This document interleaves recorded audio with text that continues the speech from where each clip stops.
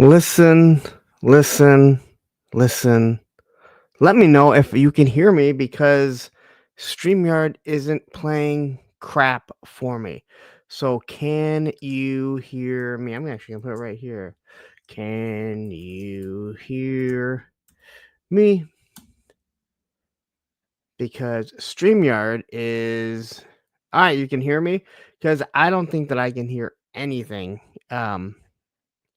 Like if I go ahead and let's see really quickly, I want to play Welcome to the Creamery. Did you hear Welcome to the Creamery? Because StreamYard isn't allowing me to do anything, which means I'm probably going to have to dump this and switch over to another channel. So give me a second because it kind of makes it difficult when I can't hear anything if somebody does something, which is really, really odd. So stay right here. All right, stay right here. I'm going to bump out here and jump on another. Just stay right here. Here, you know what? We're going to play Moss Man just to kick it off. Oh, hey guys. So Lawrence, he had to step away for a little bit. He's got a case of the grumble dust. So he asked me to kind of watch over a stream. He put me in charge of y'all. He said to me, "Oh, Moss Man, I have a case of the grumble dust, and I need you to watch myself for a little bit so nobody leaves and finds out that there's more interesting things to watch on YouTube. And also, I hate Ohio." So I was like, oh, dang, so now I have to come up with a topic for my very own show. And I was like, oh, what about talking about your favorite toy stores? So my favorite toy store is HelloDopeToys.com. So they used to have this really bad website. It used to look real scammy. Like if I gave them money, they were going to go spend it on like blow and hookers. But now their website is really nice. And like I can just go in and do like 1-2 click. And then my order's placed. And they ship super fast, guys. They ship everything in 1 business day. So like I get all my toys first. So when I'm out there on the playground and all my friends are like, oh, dang, Moss Man, where'd you get that action figure? I still have to wait 17 months for mine. And I'm just like, well, I went to HelloDopeToys.com and I just pushed the buttons and then they shipped it out to me. And the packaging is so nice, guys. Like, I opened up the box. I thought, oh, I don't deserve this. I don't deserve this kind of packaging. It's so nice. But then my trash can gets full because of all the packing stuff. And I was just like, oh, dang, I just changed the trash. But now I gotta change the trash again. Oh, you're right, Matthew Matson. You can use the code APWT at HelloDopeToys.com and save 10% on your order. So how that works is, so you're gonna save 10%, and then a Punk with Toys, he has to pay that 10% that y'all save. So if you don't like Lawrence, you can just go to HelloDopeToys.com and just buy a bunch of stuff and rack up his bill. So then like at the end of the month, they're like, Hello Toys is like, oh, Lawrence, you owe us $1 million because of all the 10% codes that everybody used. And Yeah, that's how that works. Okay, guys, so it looks like it's time for me to go now. So make sure you go to hellduptoys.com and like and subscribe, and then in the comments put what your favorite toy store is. But if it's not hellduptoys.com, I'm probably just going to delete it, okay? So, alright, guys, bye! Listen. Welcome to Monday Night Toy Ramblings, where hopefully everything is now working because I switched over to Edge with StreamYard, and now I have a completely different thing because I have a beta thing on the side. I think everyone that's been using StreamYard has seen that they are doing some testing. Now, it's happened numerous times. I use Firefox. I should have tested it earlier. But anyway, I am here now. And we really don't have a huge show to go over, not a lot of toy news, but I think there's a lot of things that we can discuss.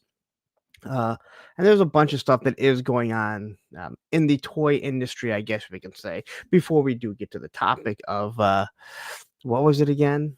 Yeah, do pre-orders stress you out? No, they don't. No, they don't fucking stress you out because you don't pay for them. What the hell? Seriously, I even put that in there, right?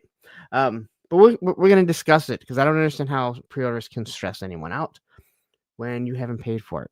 And if you want to pay for it, go to a place that allows you to pay for it up front. But we're gonna discuss that later on. 41 people watching. Please hit that like button. Hit the subscribe button if you haven't also, because it definitely helps out. But you guys have waited long enough. Let's say hi to the chat really quick, and then we can get into all the good fun that we have going.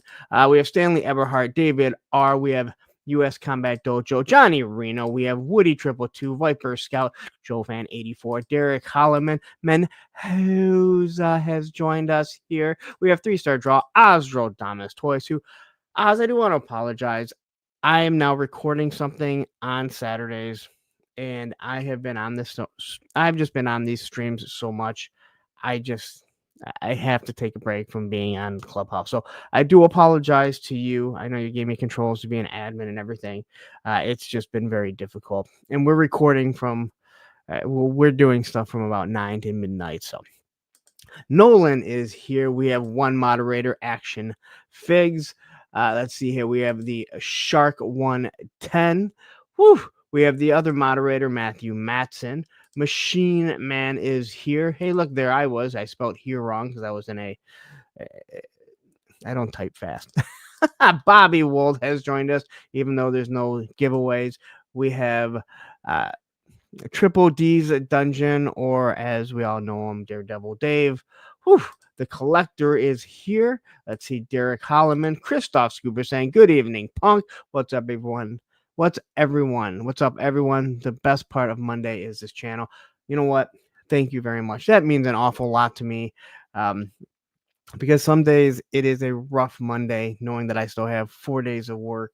So I appreciate that more than you guys know. SCS Dog is in the house right here. There's some people saying they could hear me when I didn't know. Greg Archer is here. Not getting the pre-orders I want is what stresses me out. Yes, loud and clear. Whew. Wade Howlittson. I know there's other people that I saw jumping in here. Did I say the Collector already? All these people saying they could hear me when I didn't know if anyone could hear me. It's very frustrating. This whole StreamYard has really, really been frustrating. Rollkeeper has joined us. Zuppunk and chat. I'd like to hit everyone really quick here. We have a Jay Astro saying it's Motu Day, and I just hit about eight and a half a box of Apple Jacks. Let's go. Was there something from Motu? Because I have nothing. Hustle SM, Rowdy Riles. That is such a tongue twister. Krusty Old Crow, who is here. Frank Dumano is on something. I don't know. MTC Ray Black. Turk Murphy Toy Solutions. I was saying, all good, brother. No worries. Seats open for you anytime. I know. I just feel bad, and I think you guys have all seen how much I've started to do. I'm going to go for everything that I have going for May. And that doesn't even include the Mondays and Tuesday streams. Plastic Skulls has joined us. We have TD3 Trooper. Now I know I'm one day we're gonna get that right and how you actually say it. I know I've heard other people say it, and I'm like, that's how you say it, and then I totally forget. Allison has joined us. I think that's about everyone, right? There we go. We made it all the way to the bottom. Anyway, hope everyone had a wonderful weekend. Thank you guys all for sticking around through my technical difficulties. But so many of you are doing streams that I think many of you guys can understand and appreciate that even such a big YouTuber such as myself has. Just kidding. I'm not a big YouTuber, but I do appreciate every single person. So, again, I hope your weekend was great. I might look a little red. I don't know. Maybe it doesn't look that red and looking. I know yesterday I had to go help my neighbor build this like small shed so she could put her garbages, and my son did it. We were out all day. And I came in and Olivia goes, "Your head's burnt." Like no one bothered to tell me while I was out there.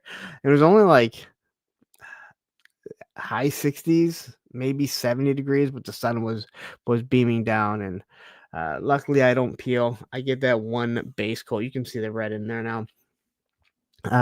But before that, I was able to film part of my May the Power of the Force video.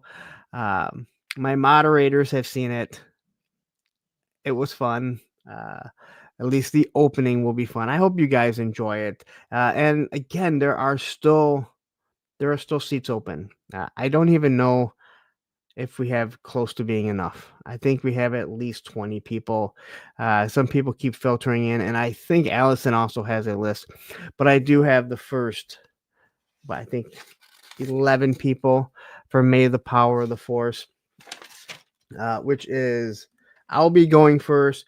Crow will be going with, I'll be going with the Anakin's pod racer, as you might be able to see back there. Then I figured since Krusty O'Crow was doing Sabobo's pod racer, it fits perfectly that he would go number 2. We have Tony's Figs doing Darth Maul. We have Hyperdelic doing Jar Jar. 3-Star doing Dexter Jetson. Just Jeff doing Rick Oli. Rowdy Rouse doing Dickhead Ki Adimundi. That was her words, all right, not mine. Fuller Figures doing Qui-Gon and Kenzo doing Waddle. So that's the first 9, I guess. I'll be getting the list ready.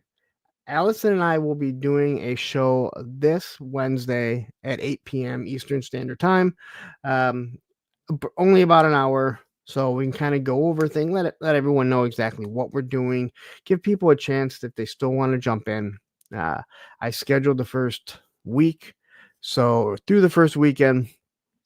So if anyone wants to jump in, do a quick review of a prequel figure, the 3.75 figures, they can. So,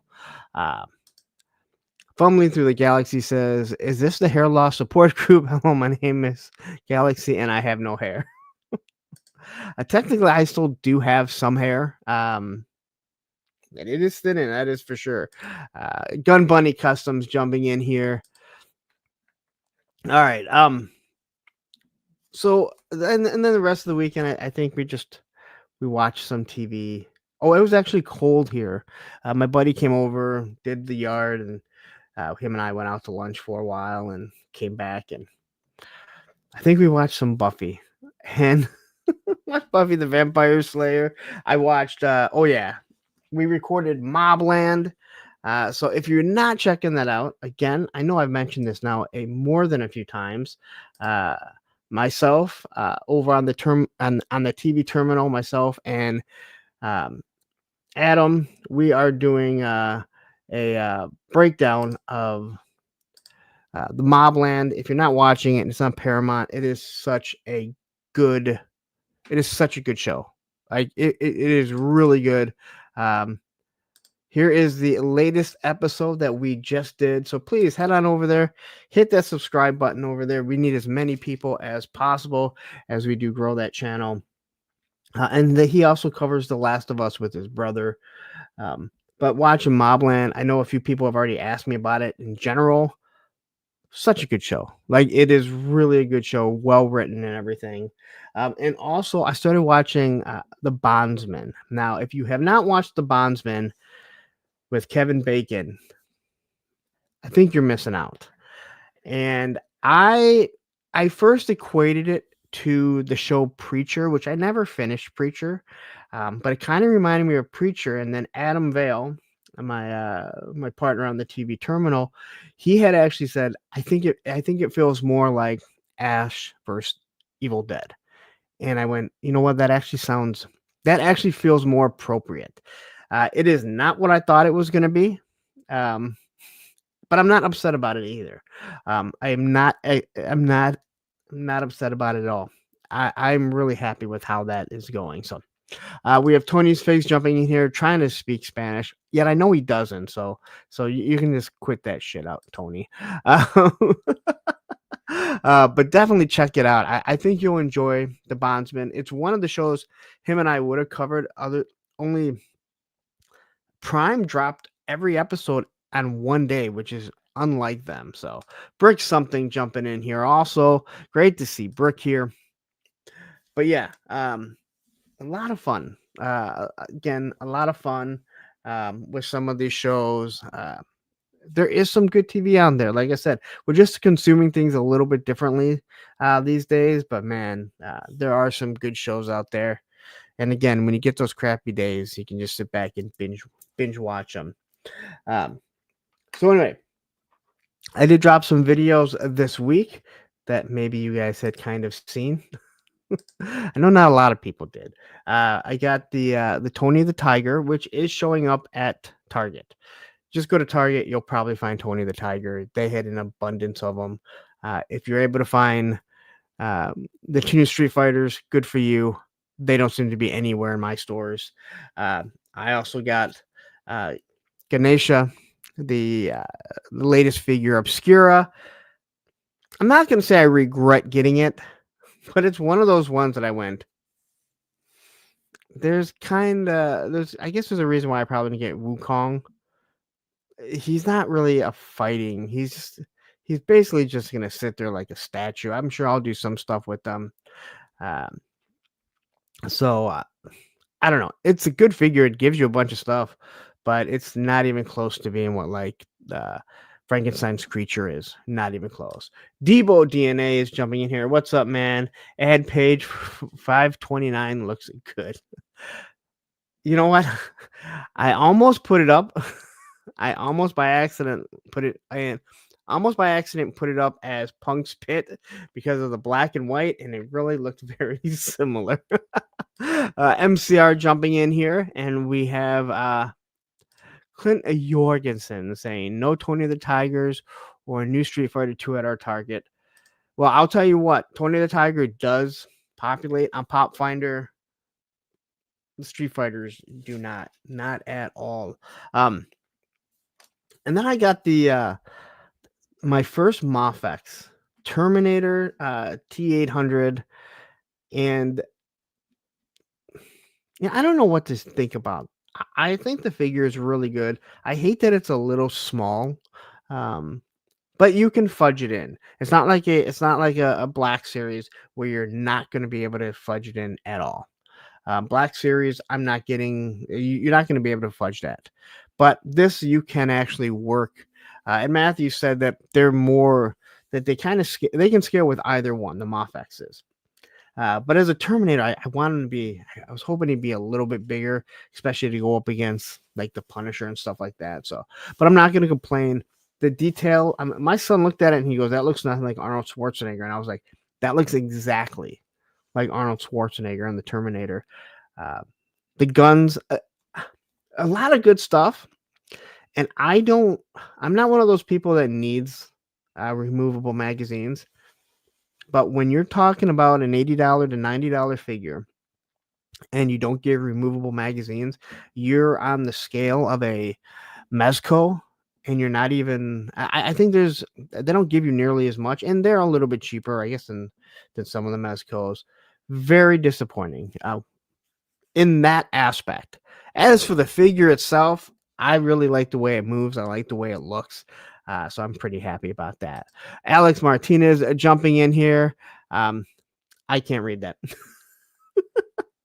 And then Smog17 jumping in here saying, yo. And then as for the classic reviews, I finally got around to dropping the G.I. Joe headquarters, which was supposed to get dropped earlier, but I didn't have time to do it. That was just such a cluster making that video due to a dog throwing up directly in the middle of it. But yeah. And then Deep Six and the Shark. Deep Six is like the worst figure ever. I know I've said before that Grunt was like the boringest figure. I was wrong. I forgot about how bad Deep Six is. Like, he's truly awful. He is truly awful. But yeah, so now Matthew Matson says, if you think he's supposed to be an endoskeleton, it works. If you got that version, they should be smaller to fit inside the Marvel Legends. Yeah, that does totally make sense. I could see that for sure. Now,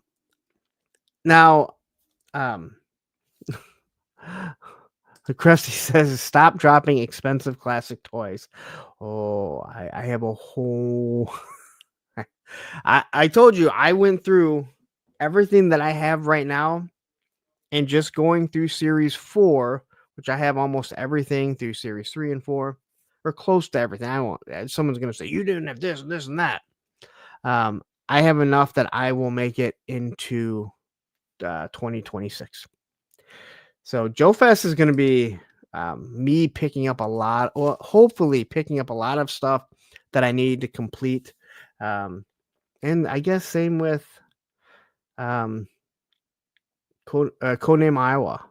So I am planning on going to that show. What is it? Articulated, I don't know, AR. That's what it's called. So as for this week, more of the more expensive stuff, classic expensive stuff, just for Krusty O'Crow. I will be reviewing, which is already done, and if you're a channel member, you've seen it. Hooded Cobra Commander will come out on Wednesday, so you guys can actually get a review of Hooded Cobra Commander. And then because I was busy all day, Sunday, and Saturday I also was busy, I didn't record anything else because I had to do the Power of the Force. So I will probably be Friday doing the Stinger and the Stinger Driver, just so they can drop on Saturday and Sunday. And then I'm going to try and get like 20 videos done just so I can push them all out there. Judge Dreads is jumping in here. We have a Smog17 saying, my Walmart and my Target never get anything new in the collector's aisles. Only one Spawn figure and a bunch of non-articulated Hannibal Lecters. I wonder if it depends on where you're at. And I don't know where you're at, Smog. I'm in, the Detroit area, the Metro Detroit area. I have so many Targets, and there are some Targets that are much better than the others. I actually asked the guy today, and he said, I don't see any here, but you might want to check these two. They seem to get stuff before us. One I know definitely does. I see a lot of stuff there. So, but yeah, once that Blanca and who's the other one that's coming? Blanca and I can't think of his name. You guys will tell me. I think once people start seeing them more, I know California is getting them, so I don't know what we're getting after this. So, before we get into some things and some thank yous, there's 59 people watching. A few people have sent over the stuff about the tariffs that I should talk about it. I made the decision that I'm not going to talk about the tariffs because it is going to lead to a political debate. It is going to lead to fighting, and I already know that people cannot accept that some people feel differently. I will never tell you which way I vote because it's none of your fucking business. This is not a political channel. It doesn't matter if I lean to the left or to the right. It has no bearing on here. And I see more than enough people on both sides of the aisle that if you don't agree with them, then to unfriend them. And the saddest part is those people don't see they're a bigger part of the problem than they want to admit. Because if you can't accept somebody because they believe something differently than you, then fuck you. I mean that sincerely. Like, fuck you. If I vote differently than what you want me to, because you just assume, and it's not, I'm not me. I'm just saying me. But you just assume that because I voted for that, it has to be all the reasons you hate, then you have a fucking problem. And you are part of the problem. And I just want to say, even though right now we see the Democrats whining about it the most, we saw the exact same bullshit coming when Biden was elected. It's on both sides of the aisle. And the fact that both Republicans and Democrats, the staunch ones, can't see that they're the exact same, and the fact that they can't see that no goddamn politician cares about either one of you, well, that's on you. All right. So I'm not going to get into the tariffs because I know exactly where it's going to lead. And I've decided that we're just going to have to accept that if the tariffs stay, prices will go up. Some companies may go under. Delays are going to happen. And if the tariffs get lifted, if more production moves out of China, then we'll start to get stuff. But the fact of the matter is, politicians are doing what they've always wanted, to divide people. And it's worse than ever right now. So even though it does land in the realm of what we're talking about, I'm not going to get into that just because. Now I'll mention a few things, but it's just I'm not going to talk about this company is going out of business or this one might. I know there's a report. I hate to break it to everyone that doesn't understand this. You can skew anything to be your side. You know that, right? You can skew anything if you omit the stuff that makes your opinion or your side looks bad, and you only point out the stuff that looks good, and it doesn't matter what side of it is. So, and it's like Shark Guys is saying, division. And yeah, Smog, I'm with you. I'm tired of politics. I don't talk about it on my Facebook, because it doesn't matter. It doesn't matter, but I already know where it's going to lead because I see it already in the Facebook groups, the G.I. Joe Facebook groups. And I don't want my, I don't want my, I don't want my toys to go down that way. Crusty O'Crow, I'd rather talk about the power Katy Perry going to space in a penis-shaped rocket than politics, and how she's an astronaut.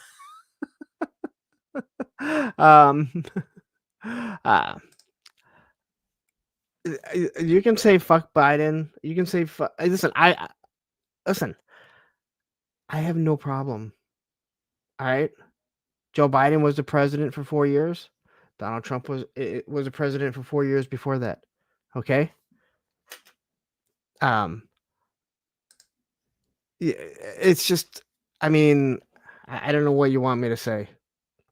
That it's just, again, don't even try and turn this into, oh my God, you said something about the Democrats. I've had people leave because they thought that I said something about the Republicans. I get stuff sent to me from both sides of people. And no one knows where I stand. And Matthew Matson said, "You know what? That's the best thing. That means no one knows where you walk right down the middle." And did I say fuck Joe Biden? I don't think I said fuck Joe Biden. I don't think that's what I said. And if I did, then I'd have to see what context that I just said it in. But anyway, that's the reason why there'll be very little tariff talk, other than if, hey, this is being delayed because of the tariffs, which we'll kind of have to discuss in a second. I want to say thank you to Yo Joe Jerk. I had a blast with him. It sucked that he had to come on at 10 and we didn't finish till after 1, but I don't sleep anyway. I just had to work Friday and then I had the week off. And that's just, that's where that's what happens on Thursdays. You never know where that conversation is going to lead to. And luckily, almost every single one of them have been. I'm just gonna give myself. I'm just gonna give myself credit. I think they've been really well. They've done well. I've been really happy with them. I've told you guys before. I'm the most proud of that show than anything that I'm doing on YouTube. Just Jeff says there's never going to be a perfect situation. There's going to be damn near, but never perfect. This is just another brick in the road. Also amazing how many people are economy majors. Man, you said it better than I could. Jeff, I like when you rationalize things. Jeff, I love you. That's the reason why I'm having you on the show. But sometimes you go off and then you're like, that's not what I meant. Anyway, let's quickly talk about what I have going in May. So as of tomorrow, which isn't May yet, well, I guess let's see what I have going on from now through May. Because good Lord. So tomorrow I will be hosting Circle of Jerks. Now it's going to be Tony will eventually be on. I think Terry's going to start with me, and then hopefully Spec is there. Tony might show up if he's able to get there. There's a lot of different issues. So I'm going to be hosting it. So I will have control of the chat. So I'll be able to actually highlight the chats rather than kind of look at people trying to say something and not ever highlighting it. You guys got to do a better job than that. The guys I go on the show with. That's tomorrow. Wednesday, Allison and I will be doing May the Power of the Force. All right. Again, the theme is the original 3.75 or prequel figures. We're going to go on at 8 p.m., talk about it for about an hour. I don't want to be on for very long as I do enough of this, right? Allison says, I leave streams when people talk terrorists because nobody making toy content knows what they're talking about. Thank you. Thank you. I agree. Ronnie Trickshot jumping in here saying, Bonjour, punk. Good day, mate. How did you get you got 3 different languages in there? Allison, I don't want to be on longer than an hour. All right. I don't want to be on longer than an hour. Hi, it's me jumping in here. All right. Thursday, May 1st. Not only am I going to be dropping at 8 a.m. as of right now, this may change, our May the Power of the Force video, but I will be having one of my co-hosts from the Circle of Jerks, Baldy Locks on, Baldy Fucks Reviews, at 9 p.m. Eastern Standard Time. So you guys know every Monday I'm going to be here. Tuesday, we're doing Circle of Jerks. Let's just give a rundown going into May. We have Baldy Fucks reviews for Thursday with a friend. Then, I can't read everything. Plastic Battles will be my next guest on Thursday. That Friday will be before Darren asks. Punk's Pit, that is a members only stream, so I know you're not going to want to miss that one. I feel like I missed. Did I screw something up? No, I did not. That Sunday, May 11th at 8 p.m., I will be talking to Ed Schumacher from Joe Fest. This is not going to be another Thursday with the friend. This is going to be talking about Joe Fest, what's going on. I want to find out a little bit more about the con and how he's able to be motivated to do it every single year, what changes from year to year, and everything that goes into it. And hopefully some of you that are on the fence will be like, I need to go because I think you're going to have a blast. And then May 15th, I will be having Dobby on. Well, I'm gonna have just Jeff on, but the truth is, I'm just hoping to have Dobby on. I'm hoping just Jeff will bring Dobby, and I can have a conversation with Dobby. And if you don't know who Dobby is, that's just Jeff Dog. On May 22nd, John from the Collecting Brothers will be on, and we will find out why John spells his name Gene. I'm not going to lie, it's been bugging the shit out of me, and that's probably going to be one of the first questions that I ask him.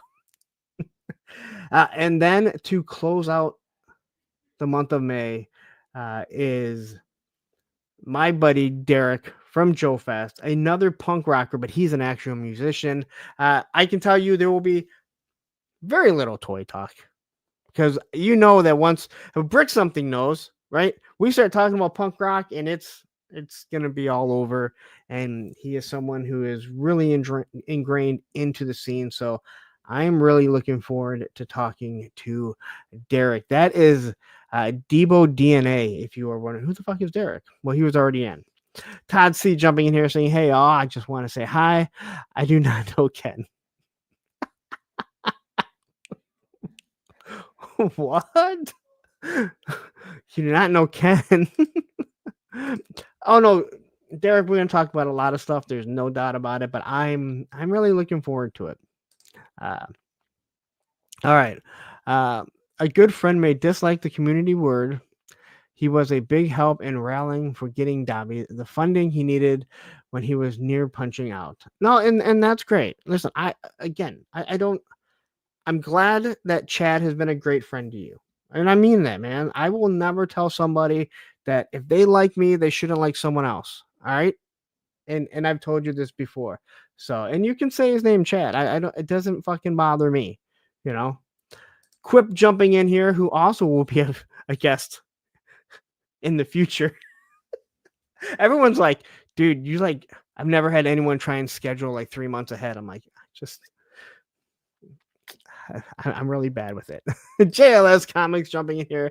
In Philly, it's John. In Philly, it's John or John. Okay.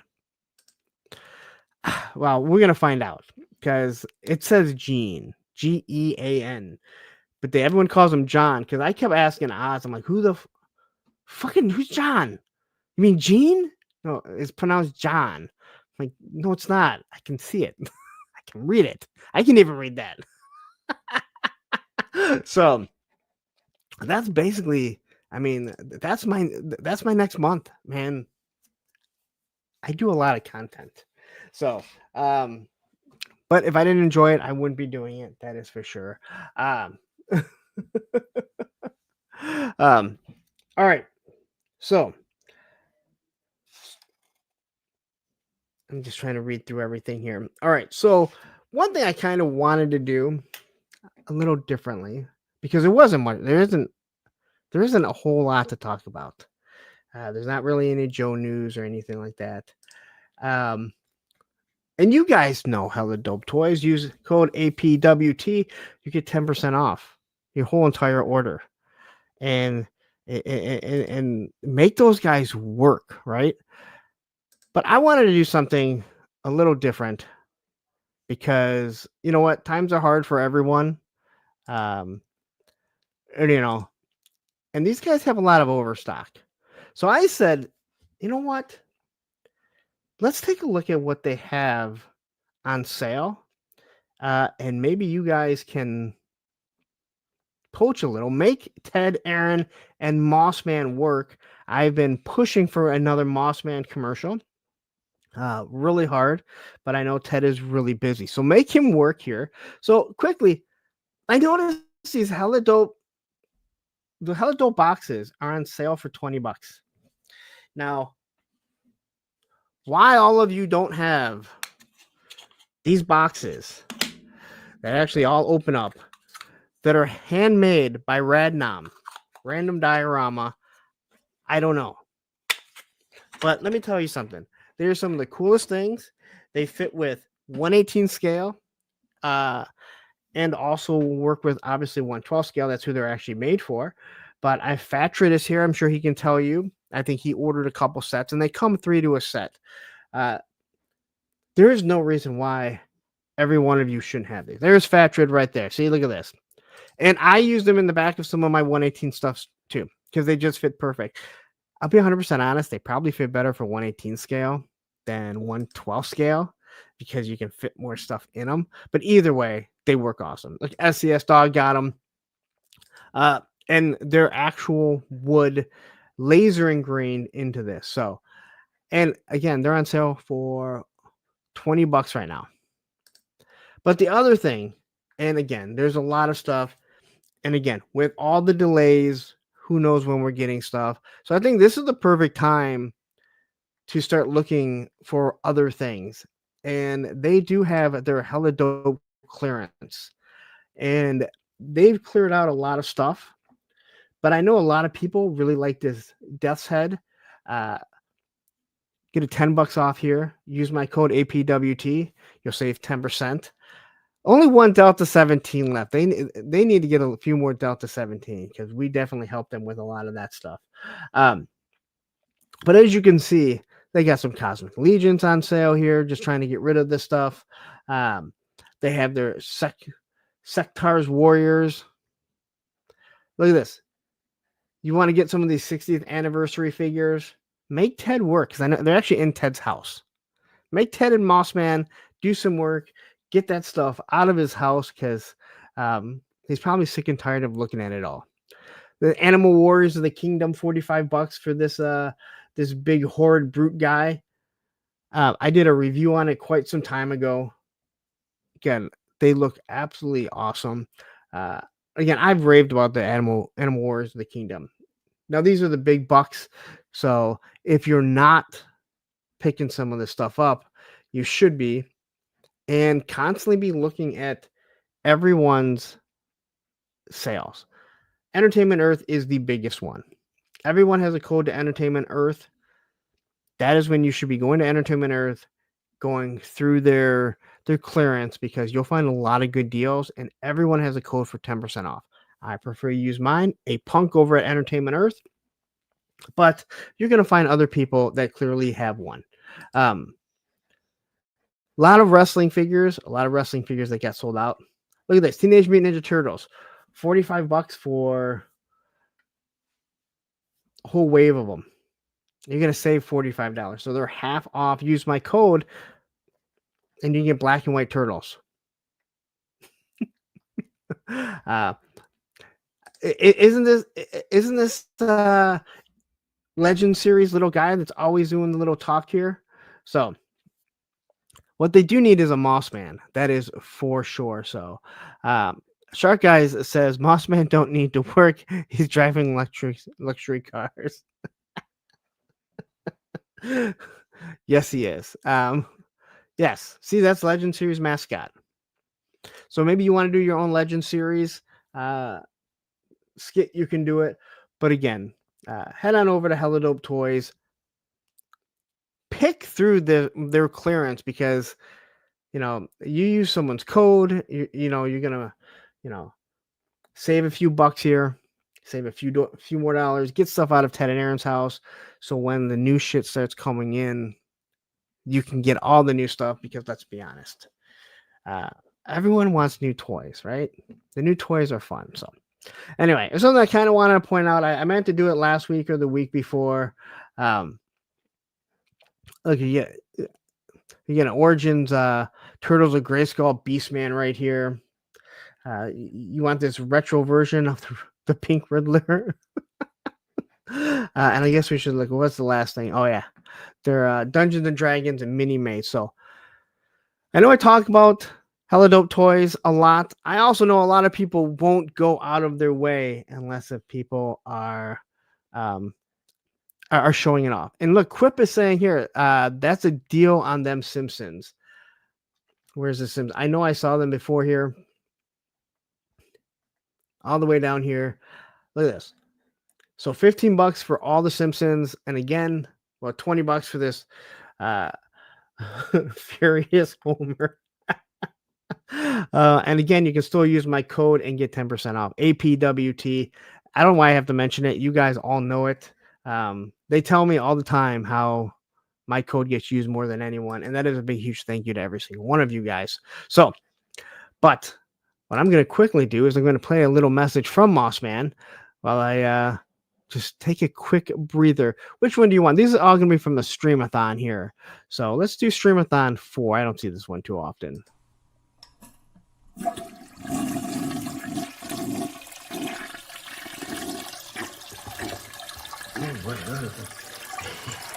Hey guys, so just a heads up. Somebody made such a mess in Lawrence's bathroom, so don't go in there for a little bit. I'm gonna blame Dopey back here, stinking up the dang toilets. But anyway, welcome back to A Punk with Toys, Toys for Tots Streamathon, where for the next 36 hours, October 25th through October 27th, all the channel revenue is going to be donated to Toys for Tots. So he's going to go to this really cool toy store called Sergeant Red's. He's going to buy a bunch of action figures, and he's going to donate them to kids in need. But anyway, there's still a whole bunch more awesome content coming up from a lot of your favorite creators. So make sure you stay tuned for the whole time and just watch the whole show. And make sure you send some super chats or something. But all right, I gotta go take care of this real quick. Bye. All right, and if anyone is wondering, yes, come October, I do plan on doing another 36-hour Streamathon. Or did we? I think everyone decided they wanted to be called Punkorama, not Punkorama, Punkathon. I think. I don't know. If it changes, it changes. It's still the same thing, right? It's still the same concept. Everything will go to Toys for Tots. And I know the channel has grown, so hopefully last year we were able to raise just over $3,000. This year we need to raise $4,000. I don't think there's any reason why we can't, right? But hold on. Bobby Wold says, why does Mossman need teeth? Isn't sunlight and water pretty much his nutrients? I don't know.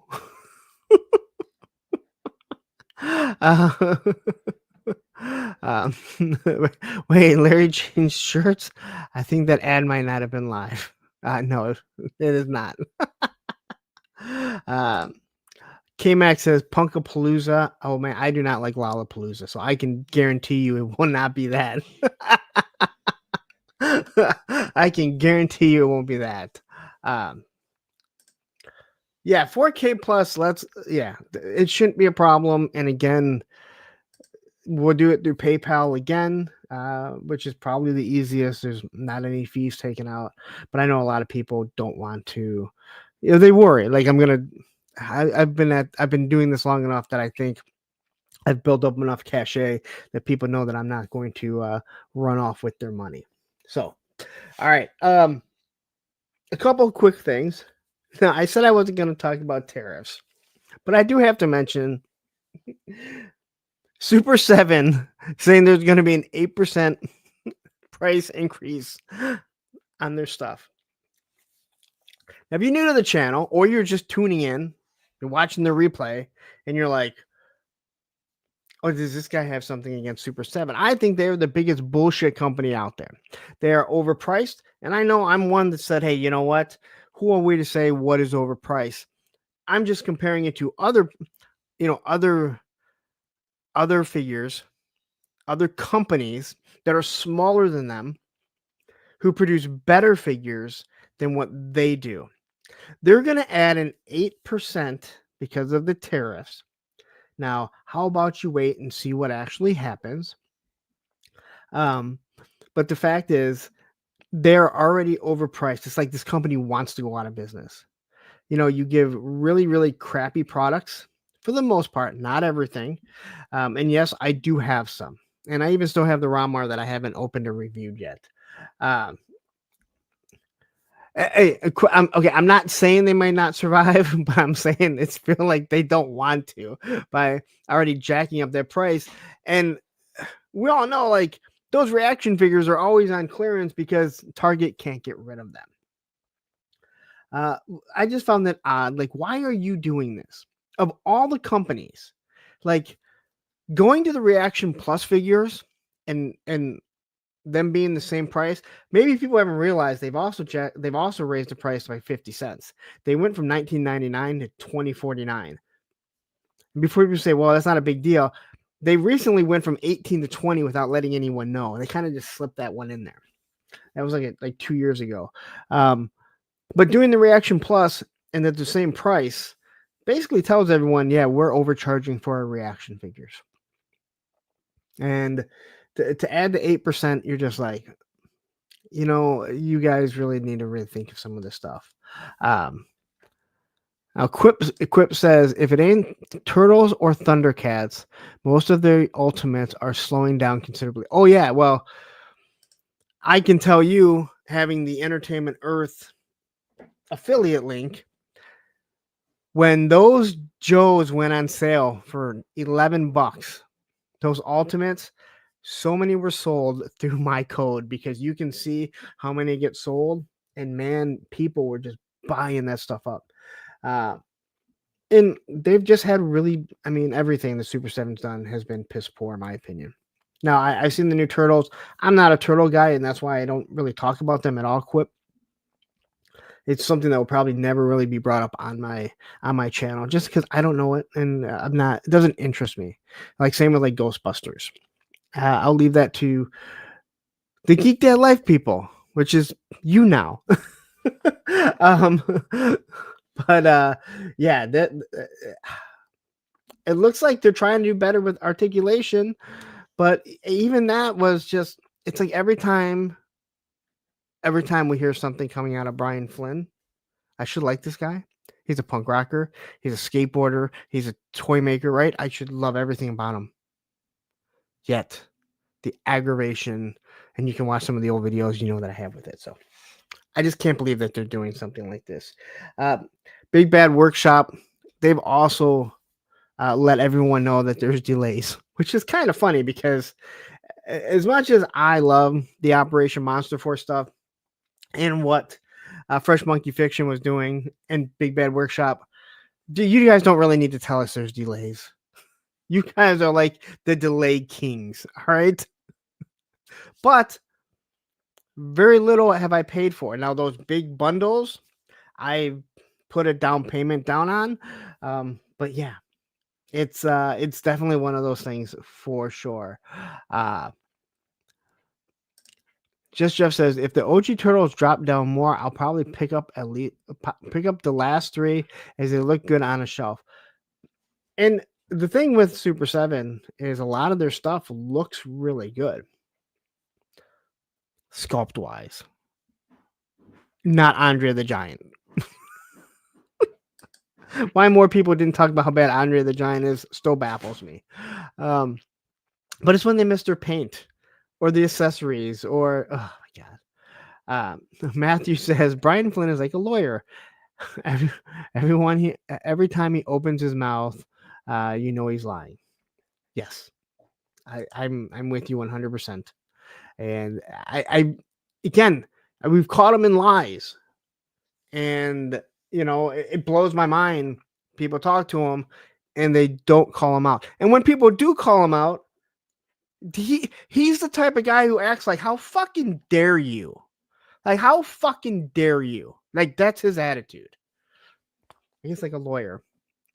Before anyone hates on me about lawyers, my daughter wants to be a lawyer. So,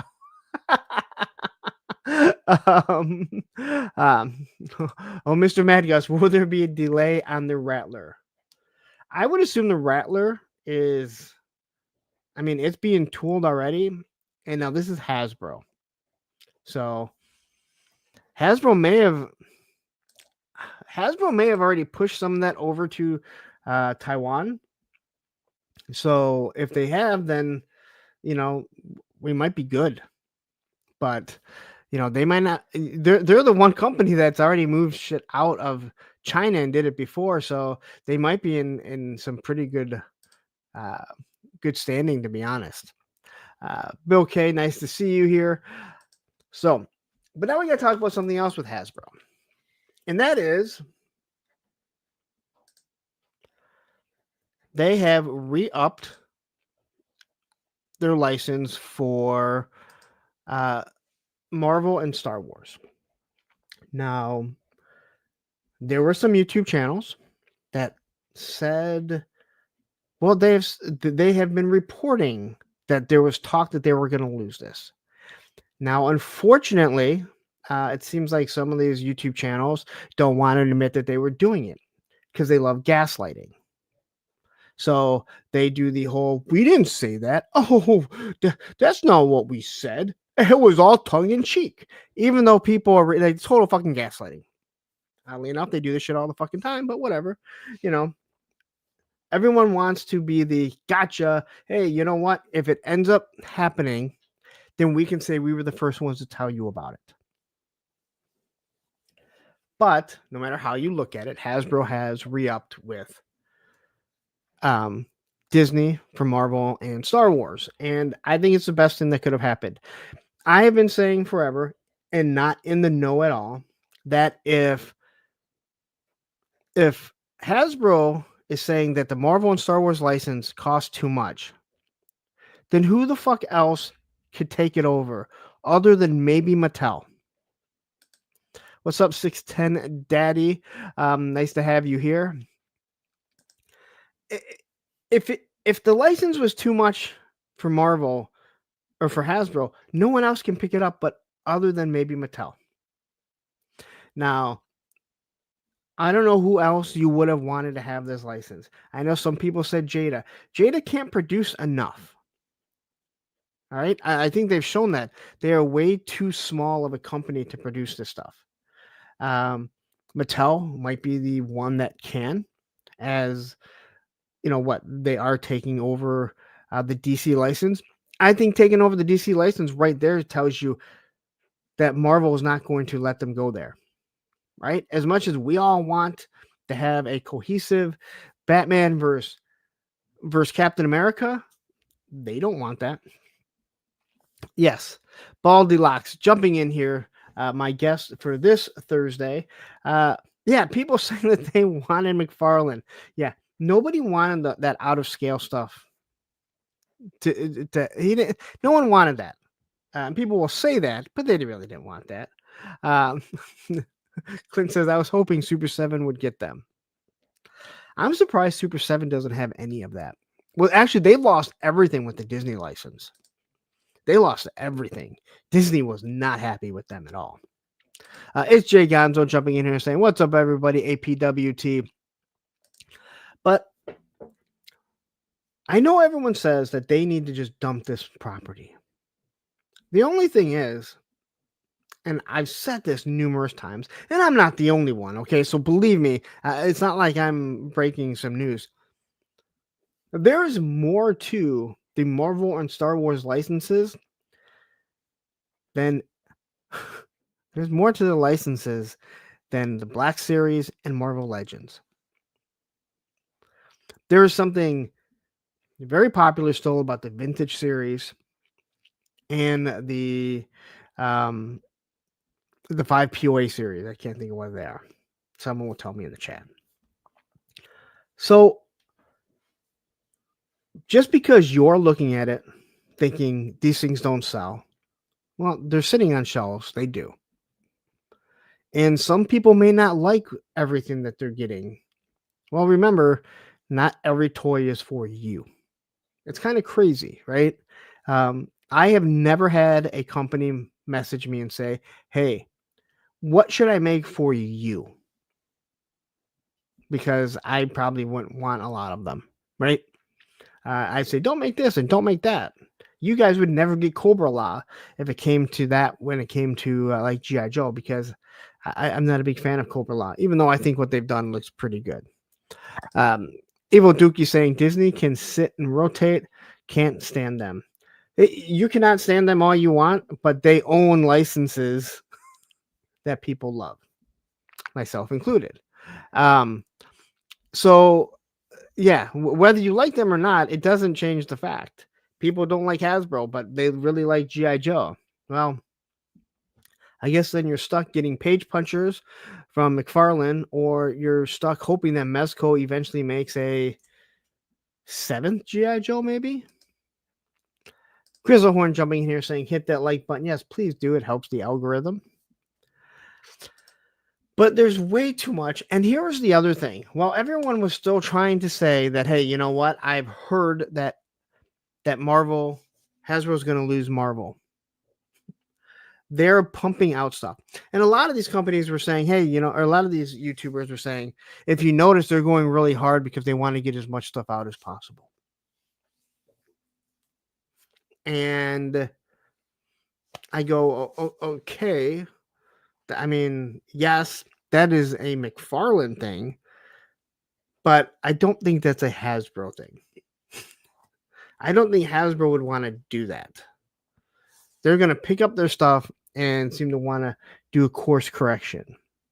Where Todd, he feels like, hey, if I can produce as much stuff as possible, it would be awesome. No, Grizzlehorn, no. Yeah, McFarlane was never going to get the mark. I'm with you. And I don't even know why people wanted that. I mean, go look at all the Batman, Superman. You're going to tell me those look even close to as good as a Spider-Man? I know. Like, that's a Spider-Man. Right now, people went maximum angry.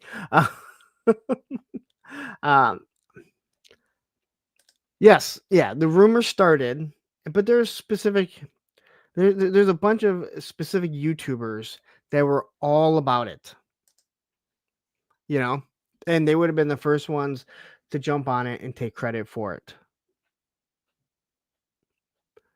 But now that it's not happening, they say, we never said that.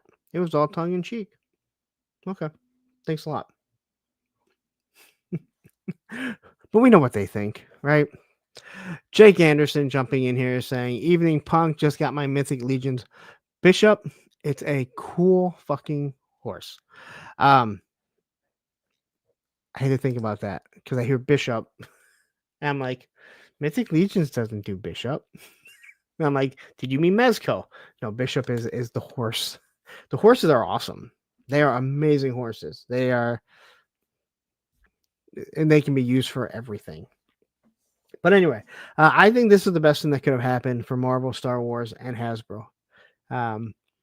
But there's so much stuff that is produced from Hasbro that is, isn't a 6-inch figure that are for kids. Here's another thing. To all you fucktards that said that Hasbro is stopping making action figures.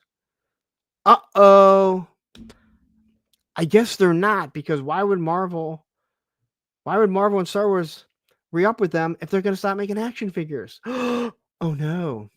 I'm sorry. Oh no. All right. Mossman right now is going, oh no. I guess Hasbro's going to keep making action figures. Kenzo's Creation jumping in here saying, "What's up, chat?" I'm surprised you jump in here. You're so angry over me saying that Joe Sakic isn't as good as Steve Eiserman. I didn't even say that. I just said it was a poor man's. Yes, I did say fuck tards, Jake. Yeah, all those people that kept saying, and there's one channel, I don't even know who the fuck they are. They said they specifically got phone calls from someone, and they said it's being reported, and people kept asking them. No one else has reported it. He said no. After New York Comic Con or New York Toy Fair, Hasbro, people started reporting Hasbro was done making action figures. They're done with toys. They never said that. And again, I forget what. I don't know if he does YouTube. He's an Instagrammer. And I read it, and people kept asking him, who said that? Well, I can't give you my source, but it's being reported. And people were like, no, it's not. It's not being reported. I mean, this is what other channels do. Viper Island.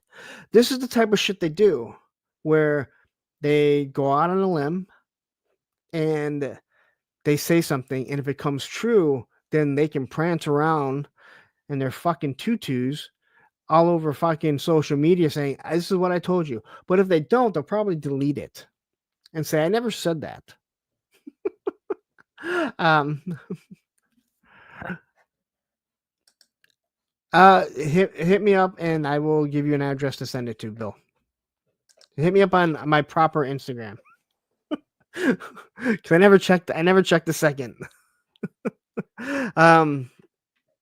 But hit me up, Bill, if you need an address. But yeah, so I think this thing Hasbro's still gonna still gonna be making action figures. Matthew sent me a message. You are correct, Matthew. I know. I've been thinking about it more and more, and yeah, it's getting to that point. I like having conversations with Matthew texting me, but I can't really answer it. So you guys have to just wonder what the hell I'm talking about. Baldy Fox Reviews says, believing this rumor is like believing and reporting Hasbro sent the Pinkertons to a YouTuber's house.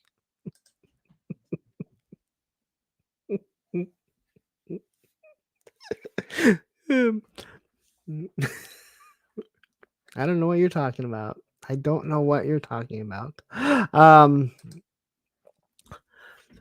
Yeah, so it's definitely again, I think it's safe to say that Hasbro will still be making action figures for the foreseeable future, as they are still the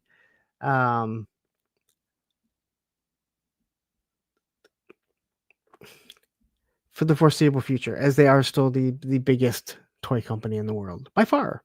I think we know Mattel is the closest, and I don't think Mattel is all that close. Soul Brother number 1, not number 2 or number 3, because these don't exist, saying, what's good, Lawrence? Great to have you. Hi, it's me, says Roman sent those Pinkertons. I just sent Roman in there. I just sent Roman. And then he'd jump on them and love them to death. As long as they don't have another dog. He's not good with other dogs.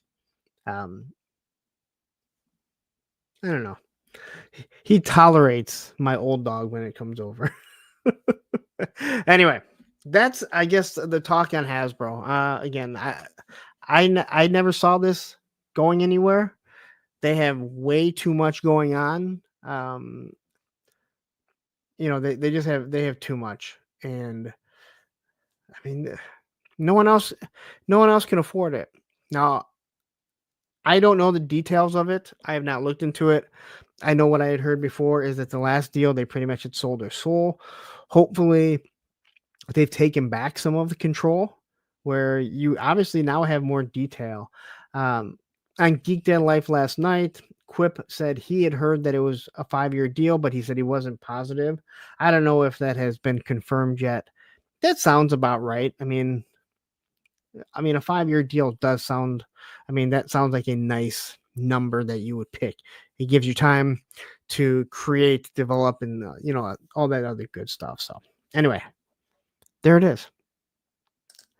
That is all the talk for the Marvel and Hasbro deal, which again, Star Wars makes total sense. They've been producing those figures forever. The 5 POA. Marvel Legends they've been kicking ass. They have some wonderful, wonderful figures. I am, with less and less Joe coming out and getting everything at the end of the year, it's very frustrating. I was hoping it wouldn't happen. It's going to be even worse this year due to everything that's going on. And we're basically getting stuck. And I didn't really want everything. And again, I have specific funds set aside only for the toys. But it sucks, man. It sucks that they're going to hit everyone during Christmas season, which is good. They're giving you toys for Christmas. But when they start just hammering stuff, expensive stuff, then you kind of get screwed. So anyway, all right. I'm going to take another quick breather because I've been talking like crazy. And as I wait for a different commercial with the new name, right now I will give you a commercial for my moderator show tomorrow.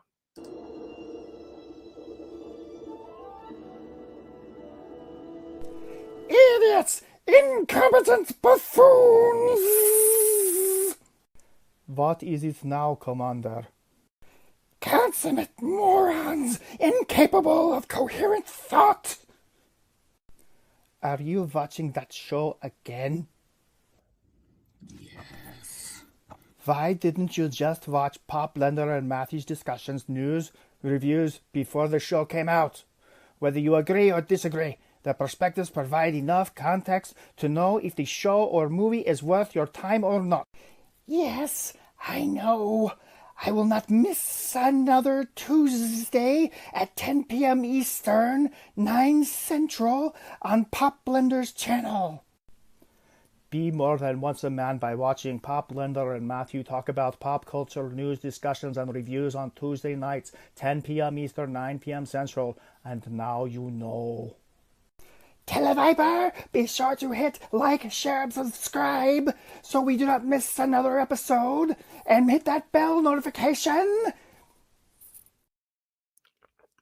Matthew, give me a longer commercial so I can go use the restroom. A 2.5 minute is like perfect if you can create one. That Mossman one is like 2.5 minutes is perfect. Going back to the Helidope toy boxes that I don't even know how they have any still there. Here is the man right here, Random Diorama, aka Radnam, who created these absolute wonderful boxes. Again, actual real wood, laser engraved into it. So the fact that they still have some absolutely blows my mind. We should do a collab. Right, we should do a collab, right? A punk with toys, with Helidope toy boxes. I think we could sell a couple of those, right? Rednam, those boxes are awesome, and I think we were all anxiously waiting the weapons crates that I thought were getting made. I don't know. I thought we were getting weapons crates, so hey, I would be all for it, man. I mean, all you got to do is put my logo on it, and Helidope Toys puts them up for sale. And I don't know, would you guys be interested in a Punk with Toys little 1/12 scale boxes? One side says Helidope Toys, then you can flip it around and you can have Helidope or have a Punk with Toys. I already know you have the laser etcher because I have the. I think they're all downstairs now. Oh no, I got these ones here. These were also done by Radnam. Me coming out of the cry closet. Does anyone remember the cry closet? Riding Roman, and then along with these, the big one is actually downstairs. When I was doing stuff, a nice big thick coaster. So I do have to say thank you very much, Radnam. I absolutely love that. So Matthew says if Helidope sold them, they'd be picking sides. So they probably can't do that. Well, I mean, it's not picking sides if I have the contact with Radnam and he agrees to do it. But I mean, everyone else can figure that out if they really want to. I know that, I don't know. Random, let's talk about it and figure some stuff out. Because I would love to have some of those. Even if it's just a handful of them. So anyway. Mr. Madness, a Punk's box. That sounds very dirty. Oh yeah, you know what? Look at that. They sold Mython's mugs. They would do it. That's right. But again, like it doesn't. I mean, it's not like I'd be asking them to not sell anyone else's product, right? I just have the connection with Radnam, the same one that they do.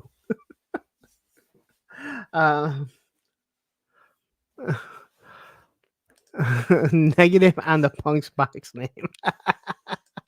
I'm with you on that one. All right. Little bit of toy news here. We did have some Super 7.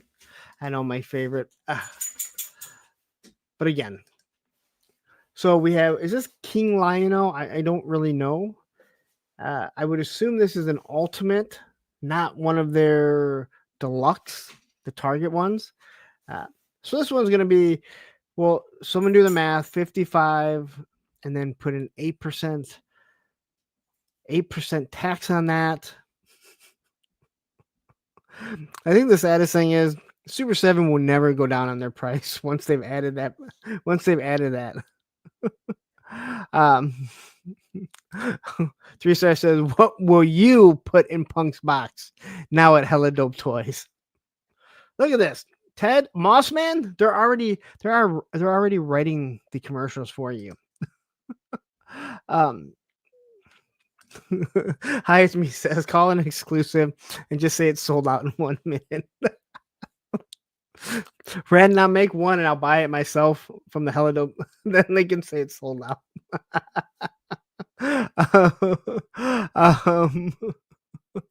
That's actually pretty funny. Do it for the Toys for Tots marathon.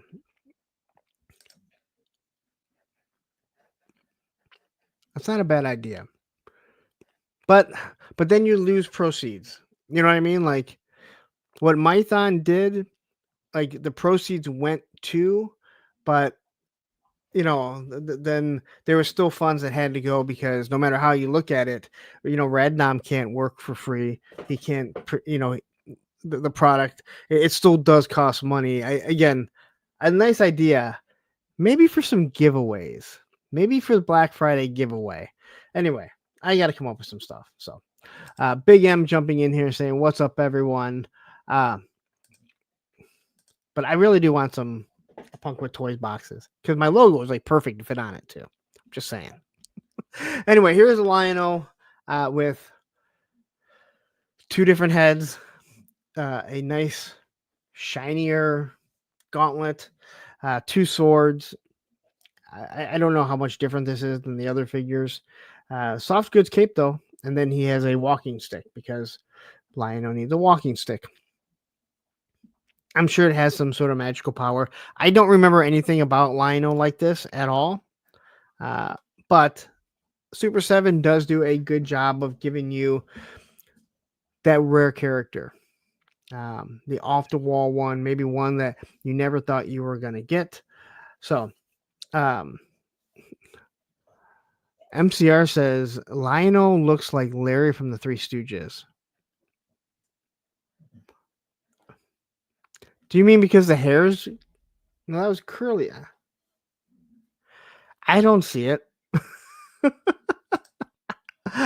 I don't see it, but... and then we get this guy. By just looking at the size of him, he'll probably be, what, $65, right? That's when they raised the price. And he has very little. A couple hands. At least his face looks different. And he has some sort of weird scepter. That looks like it's a... his little scepter looks like it is a one of the tunnels from Super Mario Brothers. Like it's coming out to eat you. Yeah, it's Larry's hairdo, but I guess I'm looking more at the face because I don't really. A lot of people have had that weird hairdo. So,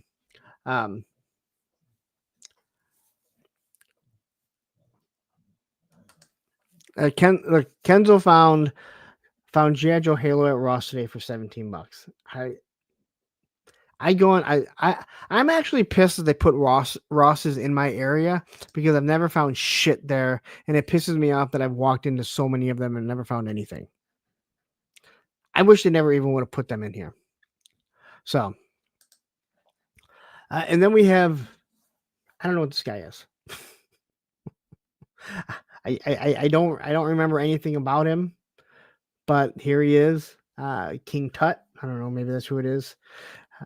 Doesn't look bad.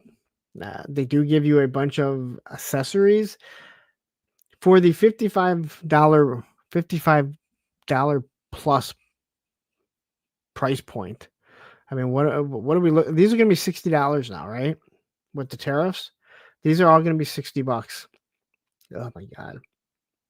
I think I just threw up in my mouth a little bit thinking about someone having to pay $60 for a Super 7 Ultimate. The face of the sculpt looks decent. It doesn't look bad. Walk like an Egyptian. Steve Martin performing King Tut.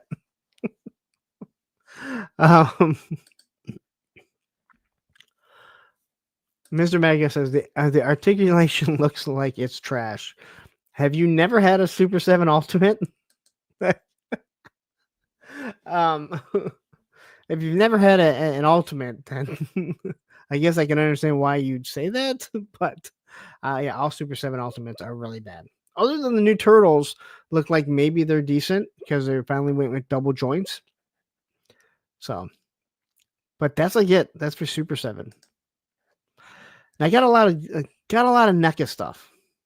So I did see these at Target.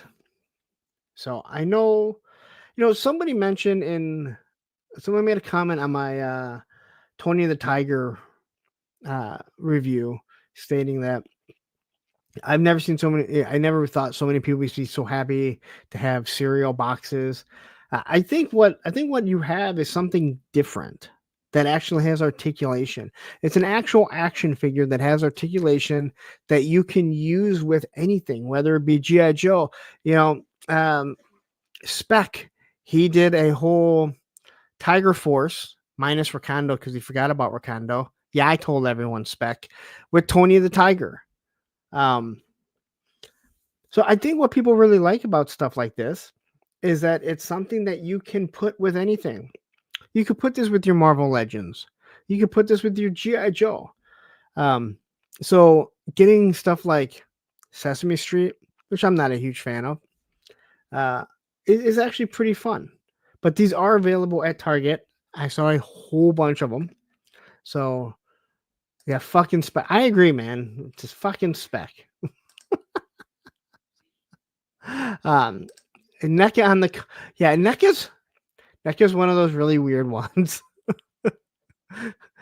Like you see something and you're like, yes. And then you see the next thing and you're like, why? Why are you like, I'm sorry, I really wanted to get the new Evil Dead set until I looked at it and I went, dude, I have 3 Ash figures that have the exact same crappy articulation. You could have made them a little bit better. But anyway, here we have him talking to Bert and Ernie.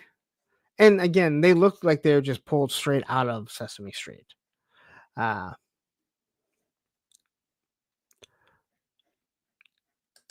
3-star saying, I saw the Count Saturday. Really hard to pass up on the Count since he and Oscar are my favorites. I just didn't have the extra dollars. He looks great. I don't think he's going to be hard to get, though. I think he's going to be one of those ones that's going to stick around. And then once it goes past being at Target, it's going to be available everywhere. So,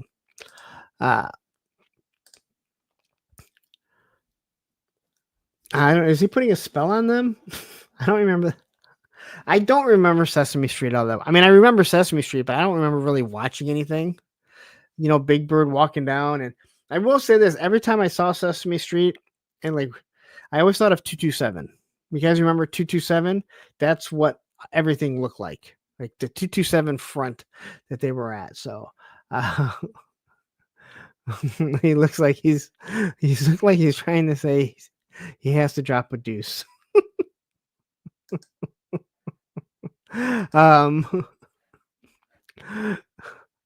It is a brown. So why is it 2 brown like Duke? Okay, now just because of your name, Evil Dookie, come on, you have to get this, right? I mean, you need a brown number 2. It didn't even dawn on me that they did a brown number 2. So if they did 1, would it be like a yellow?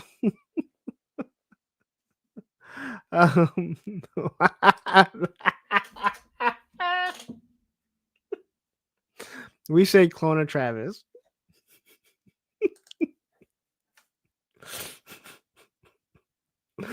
Oh, inside jokes are hilarious. The 3-star says, remember the time Run DMC was on 227? They sang Mary Mary. I do not. I don't even remember 227. I remember them all sitting outside. I remember who was in 227. I don't remember ever watching I don't remember an episode. I remember watching it, but I can't tell you an episode. But every time I see, like, every time I would see, Sesame Street after that, that's what I thought of. That it looked like the 227. And again, I know that's how a lot of inner cities look. Like, they have places like this. Baltimore looked like that, to be honest. There's a lot of places like that in Baltimore. So, but yeah, so glad I could bring 227 up. Beardy McBeardy says 227 is a deep cut. It was a pretty popular show, but you guys know what I'm talking about, right? Like, when you see where, like, Oscar the Grouch is, and where we'd always see, all the kids hanging out with the adults. That's not creepy. It did not look like 227. J Astro says, I remember an episode of 227 that had Captain Lou Albano as the guest star. See? 3-star, I love 227. We needed more Marla Gibbs. Well, I bet you guys didn't think there'd be some 227 talk today. But there is. I remember Jack Hay. Because a lot of those people, they went on to do, like, Jack Hay went on to do other things. What's her face? The one from, the one came from, what the, moving on up. Why can't I think of their names? But yeah, I remember Jack Hay. I do remember that, right?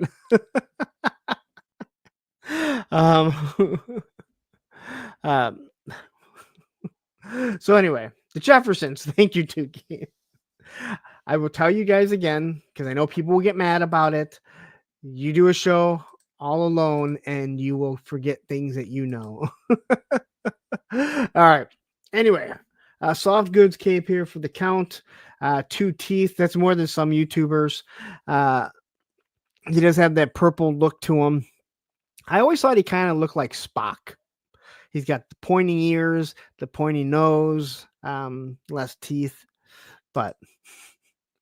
And here he is, just kind of waiting for a phone call. Kids today would be like, what the hell is that phone? I know why Tony's laughing.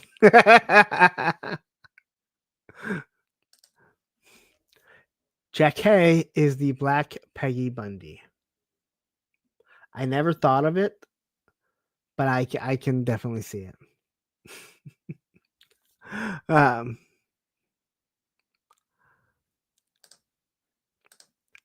Lawrence, the third lady from Sesame Street.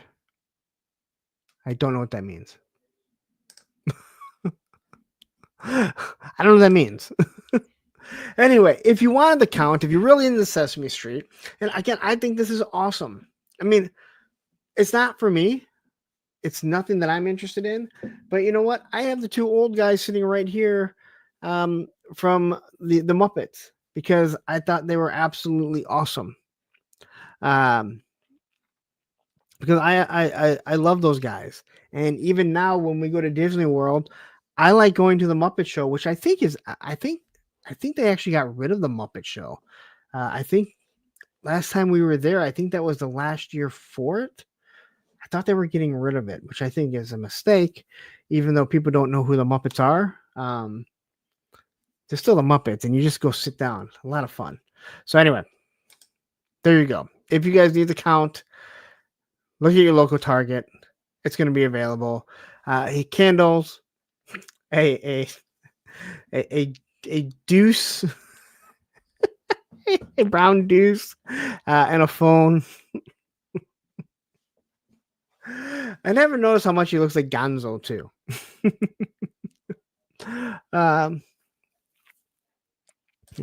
Andrew Taylor jumping here saying Sesame Street. Who else wants a Morgan Freeman Spider-Man Electric Company 2-pack? Don't give anyone ideas. The candle will make the deuce smell more. You're not supposed to burn the deuce. You're supposed to burn the scented candles to hide it.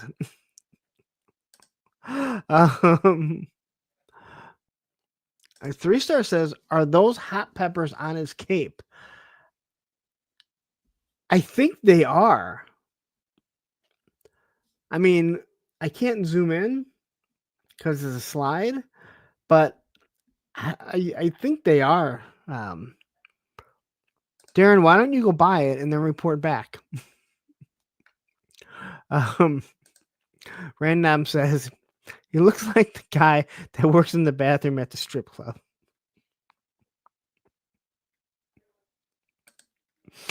You're not wrong. Anyway, here he is in his in all his glory. And again, you have what looks like. Why does the artwork look awful? Like, that does not look good. Like, someone could have done better than that, right?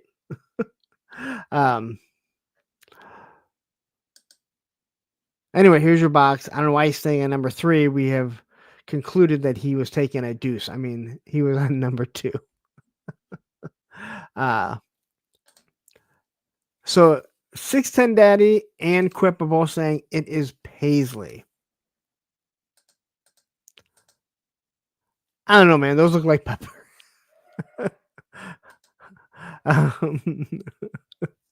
Yeah, no, I Quip, I'm with you. Like, it didn't dawn on me till Evil Dookie brought it up. But yeah, there's no way that they didn't make that number 2 brown for the deuce. All right. So anyway, here he is. Now we had Alien Day. Now I saw this and then I totally forgot about it until just before the show, and I sat down to try and finish some slides. Red Nom says hot peppers for the spicy teas.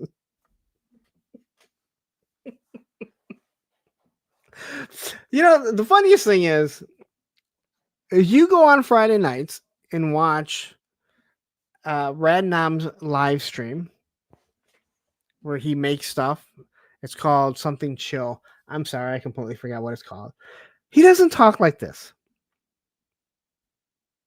You know, he's chill. He's got this nice music playing, real soft music in the back.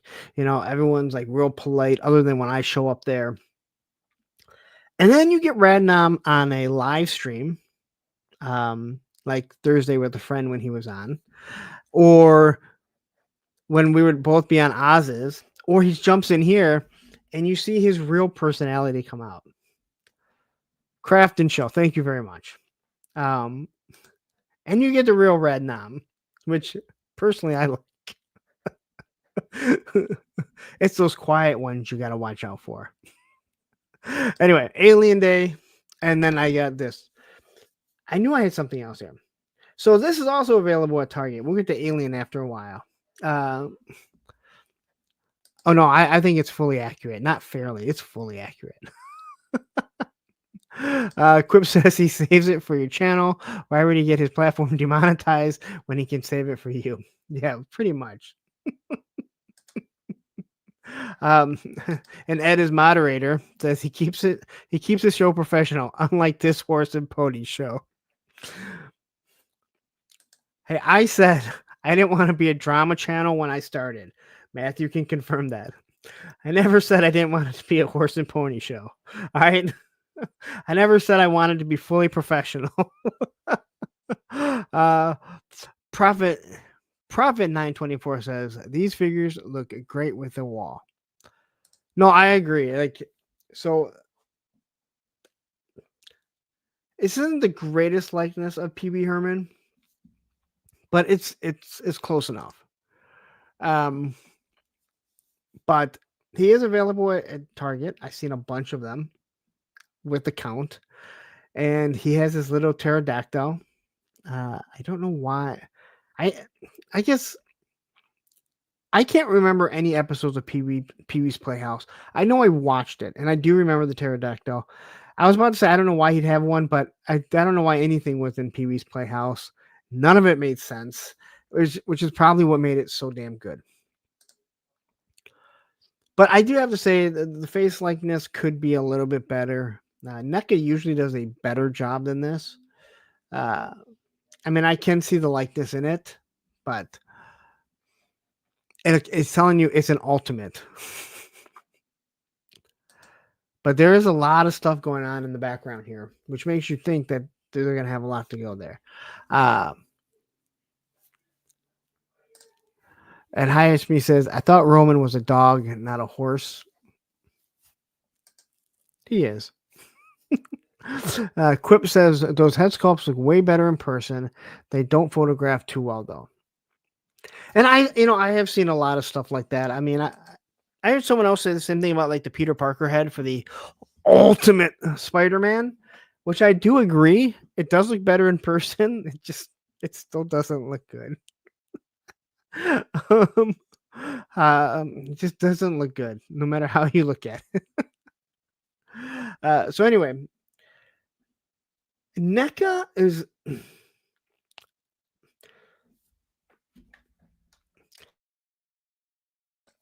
NECA, like Mezco. They have this tendency to get some really wonderful shots with their figures. But I go back to what I had always said is that when you know you have more than one, you can risk breaking it to get it into some shots.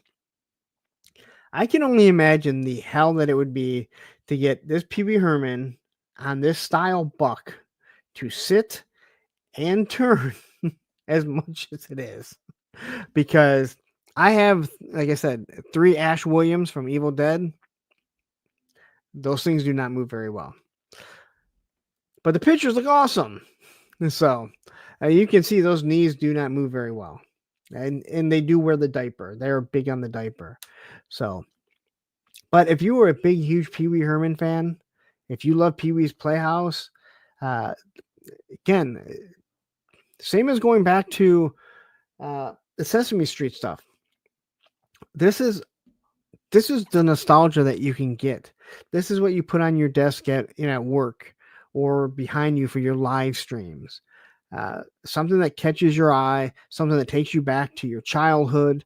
That isn't, that wasn't a toy that you had. When we look at G.I. Joe and Motu and Turtles and all that stuff, that's stuff that we played with. This is all stuff that we never had. And if we did, like, maybe you had to count like a stuffed animal, but you didn't have a good articulated action figure. So, and Tony says Ultimate. Yes. So Super 7 is the Ultimate. The 7-inch figures for NECA are called Ultimate. Kind of confusing. Quip says none of the NECA figures sit well. They sort of lean on chairs. See Shredder and his garbage throne. Well, again, when you go back to the gargoyles, and I have all the gargoyles because I loved them. I'm glad they just killed that line without letting anyone know. The gargoyles have double joints on everything, and they articulate really well. Biggest part with the biggest issue with the gargoyles is some of them, their ankles are a little too weak. That as heavy as they are, they start to sink because it's not the greatest plastic. And I'm ignoring the wings because I knew exactly what I was getting when I bought figures that had 18-inch wings. But if they went with articulation like that, I think we all would have been really happy. Quip does say if they make Cherry, they should include a seated Pee Wee. That sounds so wrong in so many ways. I think we need to go back to the brown deuce.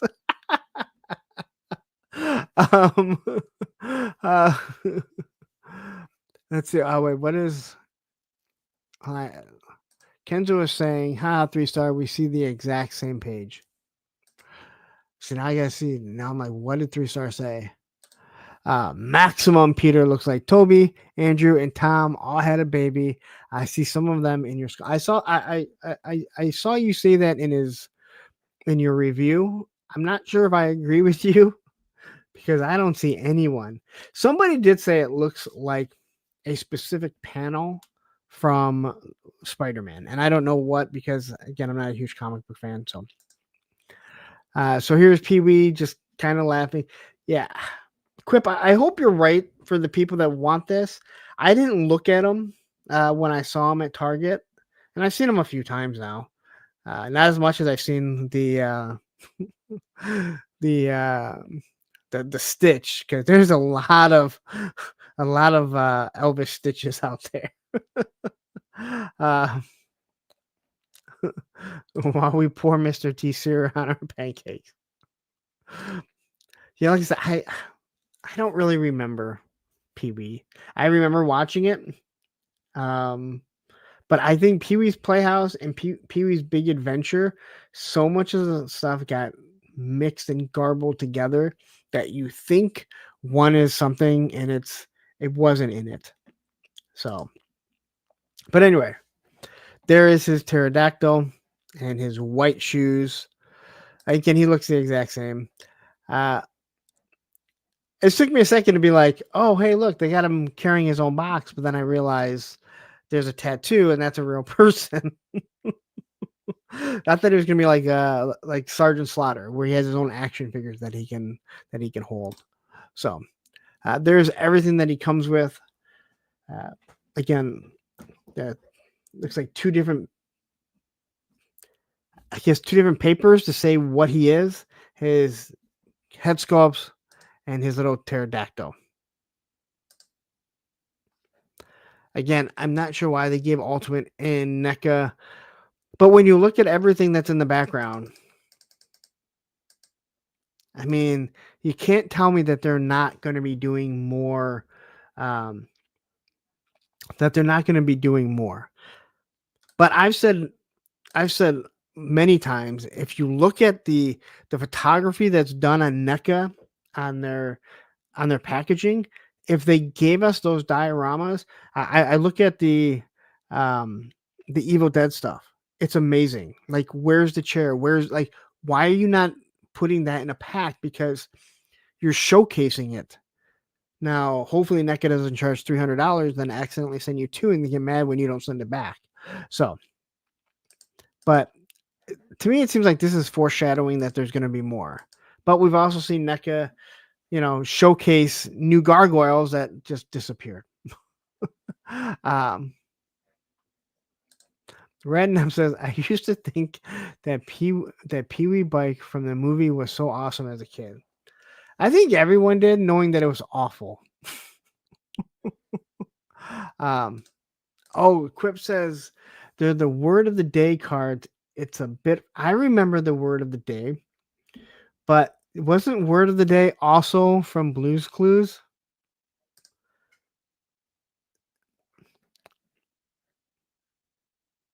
I mean, come on, everyone had kids. I think Blue's Clues also had the word of the day, which, if you saw Blue's Clues, that was just an. Blue's Clues is really just a simmered down version of Pee Wee's Playhouse.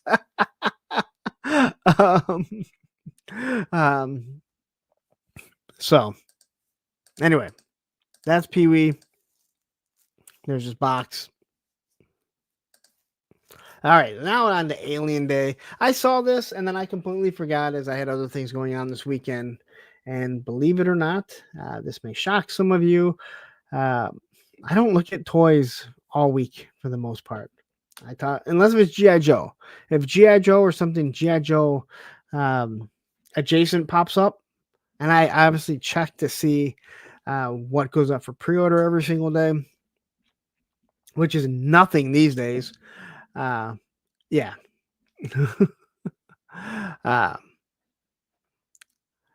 But this thing came out, and this thing pretty much just hangs on the wall.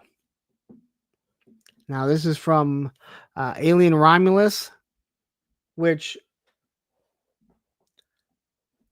truly has one of the creepiest things you'll ever see when it creates that baby. I'm pretty sure my kids, who are teenagers, are scarred for life because we watched this. 3 stars says, so the word of the day in the Pee-wee set is ultimate. Do you think they'll do a Pee-wee? Will they do the Pee-wee version of him in a theater? Quip says, I don't remember the word of the day from Blue's Clues. I remember mail time. Maybe that's what I'm thinking. And still sing it with the kid when we're home and the mail is delivered. There is I listen to a lot of sports radio, and there is a commercial that keeps popping up. And I think it's on Spotify when I'm listening to Dan Patrick. And it says a clue. And every single time I repeat it as a clue. Look, a clue.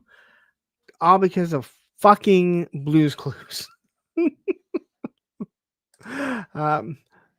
Carlos Rosado jumping here, just tuning in. Is Amir, does Pee-wee not look like Pee-wee? That's what I said earlier, but Quip says in person it looks way closer. He said it doesn't photograph well, which again, I have seen figures that do that exact same thing. I saw it at Target. I just didn't look at it. I just noticed that it was there. So I can't speak for myself. But I mean, I have to kind of believe what Quip said, especially if he has or he's looked at it in person. But I'm with you. I don't think it looks like him either in the photography. So anyway, so here's from Romulus. He's coming. I mean, NECA does this wonderful photography. So, and you will see how you can kind of hang this if you want. Again, this movie will creep you out. There are some parts in it that are just like, what the hell? Right? So here you are. It's not really, I mean, I don't think it's really an action figure, though they do have the figures down here that are kind of, looking up at it. So,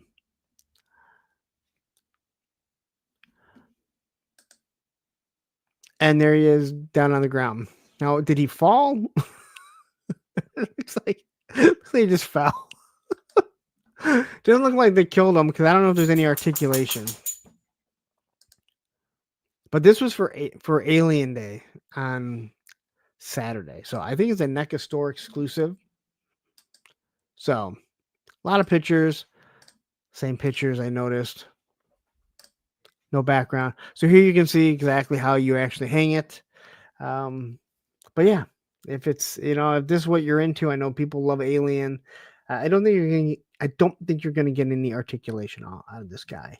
So 3 stars says Romulus was so bad. I don't want any reminders of it. I'm trying to remember if I thought it was that bad.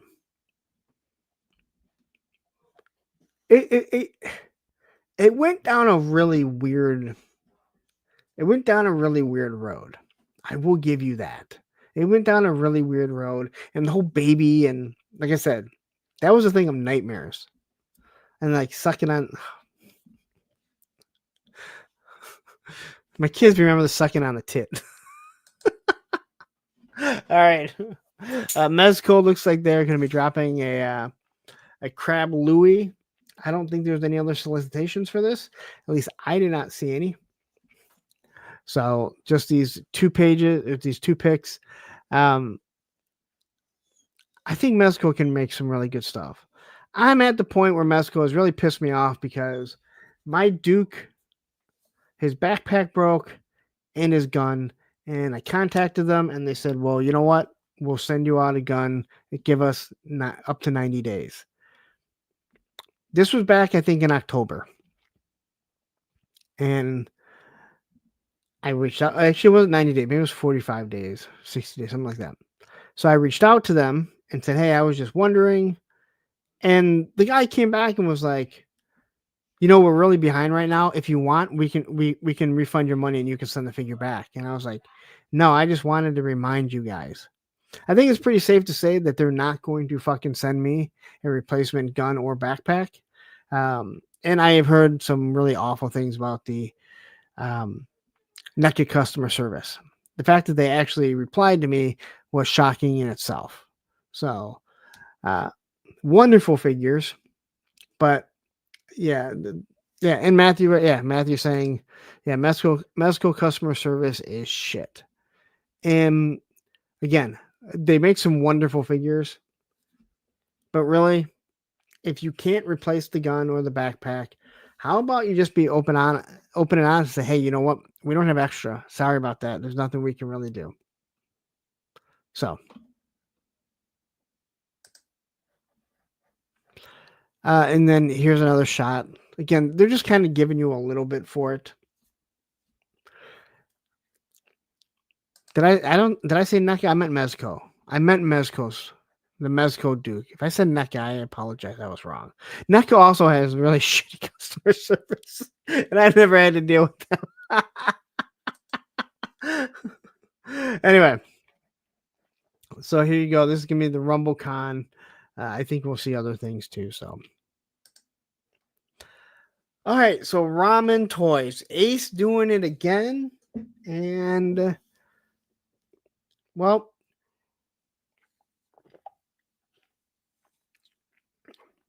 He made a comment on his Facebook group page, basically saying, for the collectors that got screwed. I forget how he put it. So if you don't know what this is Airwolf. Wolf, right? You hear the L there, guys? I don't want anyone to yell. Ramen Toys, Ace knows how to party. So if you guys don't know, there was a guy that did a Airwolf 1/18 scale Kickstarter. And he ended up basically screwing everyone. Not basically. Oh, disappointed backers. Thank you, 3-star. And he screwed everyone out of their money. Now, what he did try and give them was 3D printed stuff. It doesn't sound like it looked that good. There was one prominent YouTuber who went fully in and gave his endorsement, so that made him look even stupider than he already is. And I think this is something people have wanted for years. Whether you like the show or not, who wouldn't want this helicopter in your G.I. Joe collection? I know I would have loved one. Now, Ace sees an avenue. He sees an avenue and he takes it. He steps in and he does something that other people aren't doing. Does he do it all because he wants to give back? Possibly, but he also wants to make money. He is a businessman. I'm going to assume this thing's going to be somewhere around $250 to $300. The Airwolf is a very big helicopter. It's bigger than the Dragonfly. There's going to be a lot less of them. I'm assuming it's going to be 1/18 scale. God forbid that it's 1/18 scale and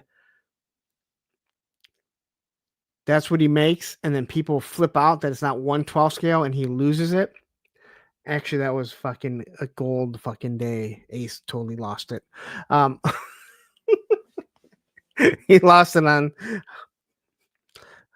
whatever happened with that mask. Because he wasn't doing 1/18 or 1/12 mask and people got mad. He lost his shit. 44D2 popping into saying Santini Air.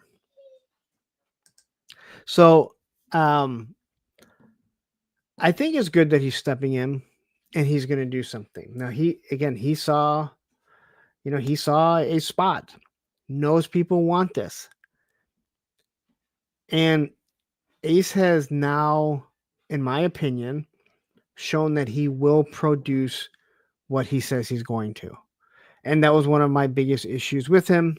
Him and I actually talked it out at Joe Fest. I said, hey, you have to put stuff in people's hands. And now I've seen what he's put in their hands, and it's good product.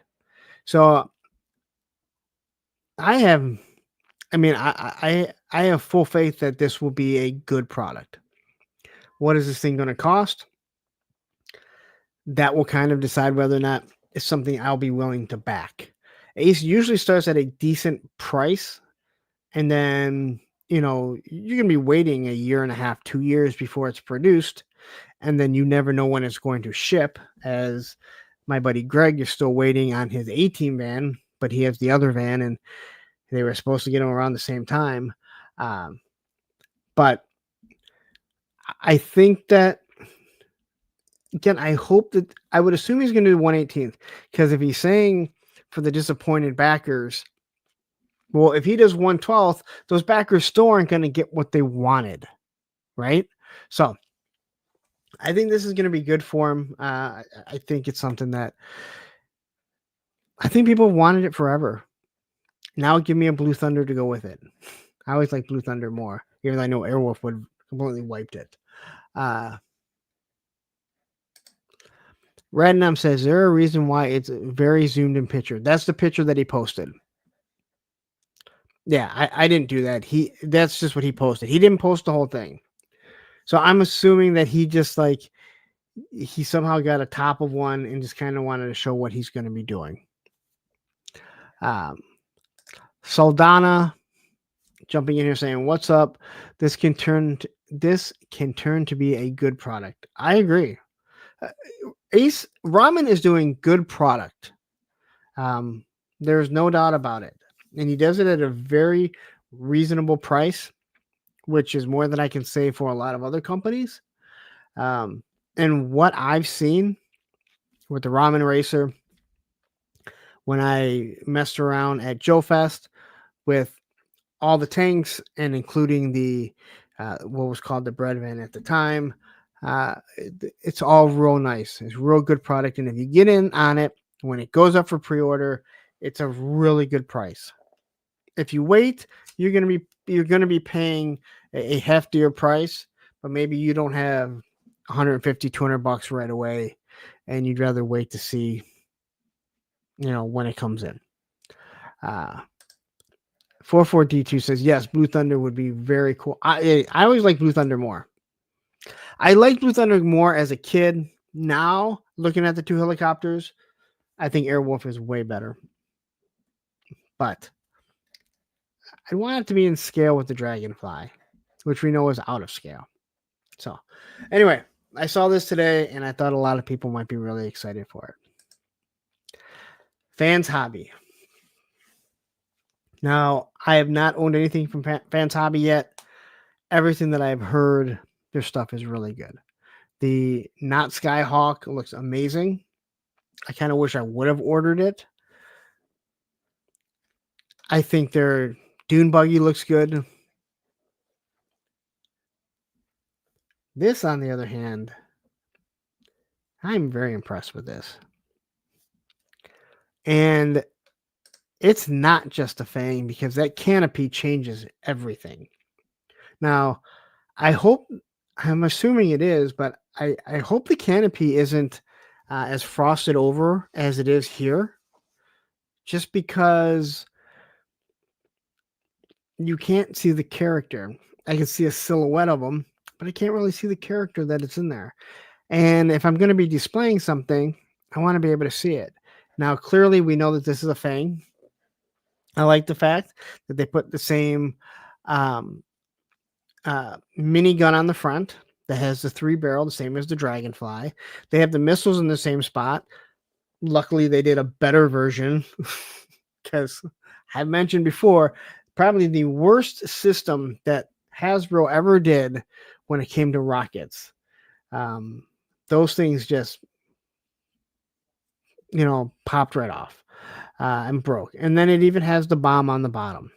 Now, this is the design of the Not Skyhawk. Yeah, that last picture there, that is Airwolf. And someone years ago, they started it, and last year everything blew up in his face. And then he sent out a thing saying, Aaron Wolf will not be completed, and fuck you, you're not getting your money back. He didn't say that, but he might as well have just said, fuck you to everyone wants their money back, you ain't getting it.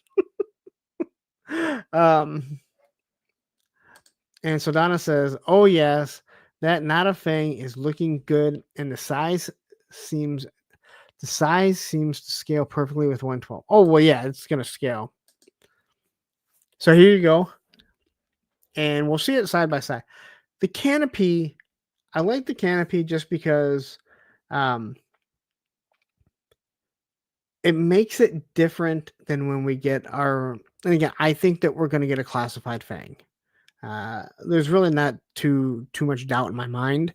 They're showing it on the back of the boxes, and yes, that is the Walmart exclusive, but they do that for a specific reason.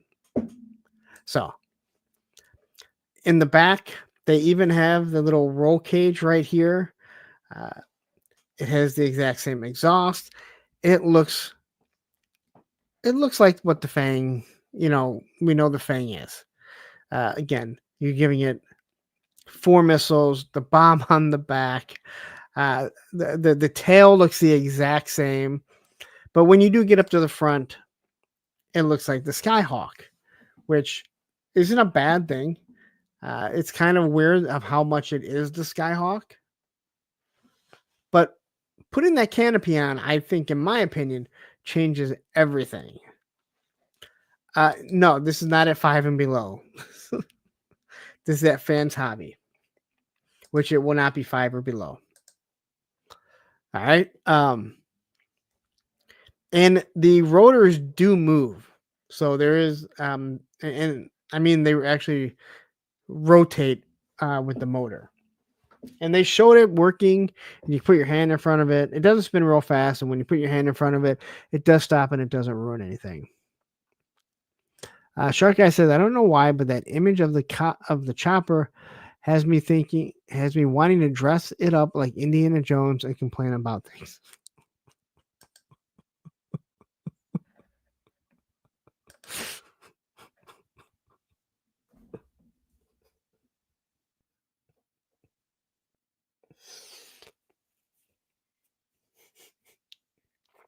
Thank you for that.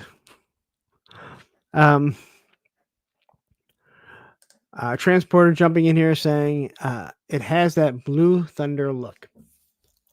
Yeah, kind of. Yeah, because it's kind of blocky. I can see that. But it's much smaller than Blue Thunder, that's for sure. I don't know if it has light up features.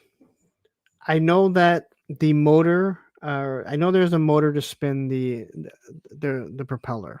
So the blades do spin, but I don't remember seeing. I believe if you go to the Full Force page, I think he has it, and where it shows that he puts his hand, the guy puts his hand in front of it and stops, and it's not going fast. Oh, so Donna says yes, it does have light features. So now here it is side by side, and you can see that, the side of it is almost the exact same. It has the same silhouette as the. Hold on, buddy. Hold on. I'll get someone to let you out in a second. So I like what they did, and when you see them side by side, they're not the exact same, but they really did a nice job of saying, well, we already have this nice silhouette. Let's do the same thing. If you take the canopy off, it's going to look like the Fang. This way they can get away with it. The same way that they did the engineering when it comes to the Not Skyhawk. My thing is, the Not Skyhawk like this looks stupid. But the Fang with the canopy, I think looks really good. Like when I see that, I like that. It also kind of has a Lego look to it. It also has a Lego look to it. So, but anyway, that's it. That's all the news. I mean, there was not much toy news at all. That's why I was like, can I get through 3 hours? But of course, there was that Hasbro stuff and all that other, good stuff like that. So, Transporter says, so they allow us to use our imagination and say it's manufactured by Mars Industry. Exactly. Pretty much. No, the reason why the not Skyhawk looks like it does with all those wings was because they did an exact Skyhawk, and Hasbro put a cease and desist. And it was talked about by somebody that when you do something like that, you have to make it a certain percentage different to get it out there to market. Well, them putting the wings on it, changing things around was enough to do that. The only thing that they did was they made it so, hey, this is how you take it apart. And if you just happen to take it apart and put these things back together, it looks like the Skyhawk. Very smart idea. Extremely smart idea. The not Fang there, that's a little different. I can see them adding something if they get a cease and desist, because the canopy on top of it, I don't know if that's different enough, but we will soon see. So Donna says, I sent you some pictures of the on the Insta mailbox of the Fang with the lights. Unfortunately, I can't really bring that up while I'm on. Like, yeah, a lot of people will send me stuff. Darren. Like, I don't have any of that up. I just have my phone here in case if I get contacted by somebody or Matthew needs to text me about something. But thank you. I appreciate it. But yeah, I actually like that. And everyone that's gotten that not Skyhawk has been really happy with the quality. So I guess I'll see how much that Fang costs with shipping, and then I might think about getting it, because the canopy being on top of it changes it enough that when they do make a Fang, that I might not be too upset. Like, I know that they're gonna make a Skyhawk. I mean, I don't have anything, I'm not reporting that a Skyhawk is coming, but I think we all know that one's going to be coming. It's not different enough. And the way that it is different enough, I think looks stupid. So why would I want that? I'll just wait for the Hasbro. Now, their Doom Buggy is way different, and it looks like an actual military Doom Buggy. I do like that, but I'm just not willing to spend that much on it, knowing what we're going to get with the Hasbro one. So, yeah, I am too. And I would buy it if the shipping wasn't so damn expensive. Because the shipping is like $50. So you're looking at like $150, and I'm like, nope, I'm gonna wait for it. So anyway, what I am gonna do is, because I've been drinking, I'm going to show another commercial. Actually, I'm going to show the same commercial that I started with, because we had technical difficulties. But you know what? You need to go to Hella Dope Toys. Use my code APWT. Save 10%. Make me pay that 10%. It's like a tariff charge on me. That's such bullshit. But anyway, here you go. Oh, hey guys. So Lawrence, he had to step away for a little bit. He's got a case of the grumble duff. So he asked me to kind of watch over his stream. He put me in charge of y'all. He said to me, "Oh, Moss Man, I have a case of the grumble dust, and I need you to watch myself for a little bit so nobody leaves and finds out that there's more interesting things to watch on YouTube. And also, I hate Ohio." So I was like, oh, dang, so now I have to come up with a topic for my very own show. And I was like, oh, what about talking about your favorite toy stores? So my favorite toy store is HelloDopeToys.com. So they used to have this really bad website. It used to look real scammy. Like if I gave them money, they were going to go spend it on like blow and hookers. But now their website is really nice. And like I can just go in and do like 1-2 click. And then my order's placed. And they ship super fast, guys. They ship everything in one business day. So like I get all my toys first. So when I'm out there on the playground and all my friends are like, oh, dang, Mouse Man, where'd you get that action figure? I still have to wait 17 months for mine. And I'm just like, well, I went to HelloDopeToys.com and I just pushed the buttons and then they shipped it out to me. And the packaging is so nice, guys. Like, I opened up the box and I thought, oh, I don't deserve this. I don't deserve this kind of packaging. It's so nice. But then my trash can gets full because of all the packing stuff. And I was just like, oh dang, I just changed the trash. But now I gotta change the trash again. Oh, you're right, Matthew Matson. You can use the code APWT at HelloDopeToys.com and save 10% on your order. So how that works is, so you're going to save 10%, and then a Punk with Toys, he has to pay that 10% that y'all saved. So if you don't like Lawrence, you can just go to HelloDopeToys.com and just buy a bunch of stuff and rack up his bill. So then, like, at the end of the month, they're like, Hello Dope Toys is like, oh, Lawrence, you owe us $1 million because of all the 10% codes that everybody used. And, yeah, that's how that works.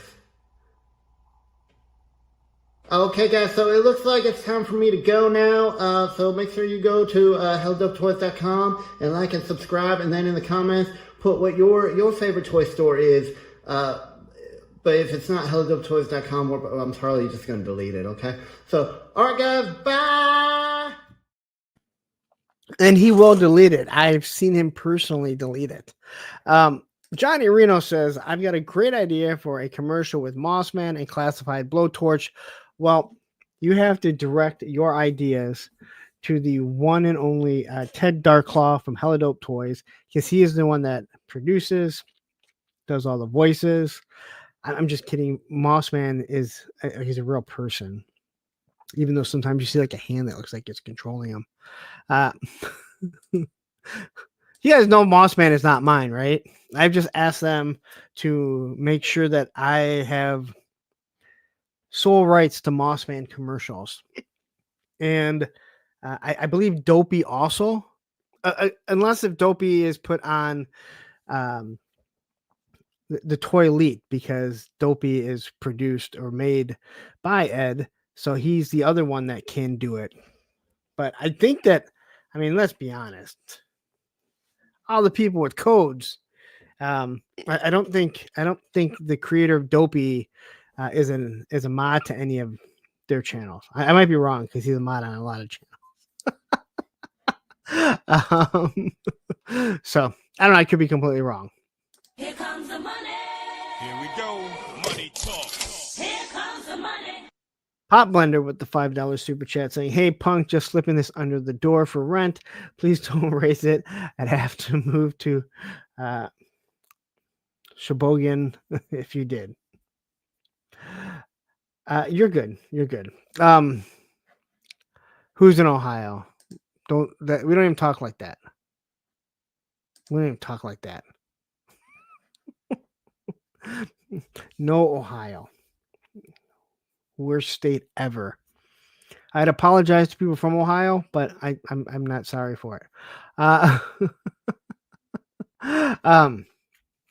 right. So I threw a topic out there.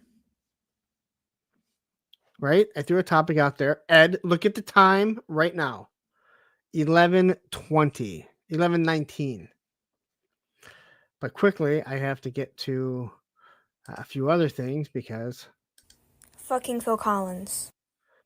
Tony with his been a member for 19 months, so he gets the fucking Phil Collins. I still can't believe that thing. I still can't believe fucking Phil Collins became a thing on the channel. I still can't believe that it became anything. Look at this. And Alex Morgan says 8:19 in San Diego. And Johnny Reno jumping in here with I cannot say it. It's like you can sing it in your head. Fucking Phil Collins. But you cannot wait to see the outtakes. For all the channel members, I'm going to do the outtakes for what was recorded for May the Power of the Force. And let's just say we had some fun doing it. We had some fun doing it. Ed says you don't get credit for hitting the topic early when the news was slim. Oh, no, that is bullshit, and you know that. I take credit for however I can get it. All right.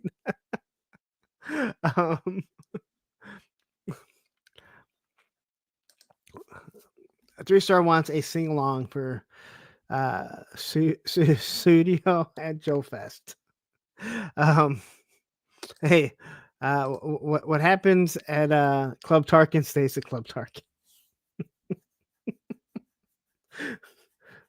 Club Tarkin's not going to turn into all Phil Collins stuff, is it?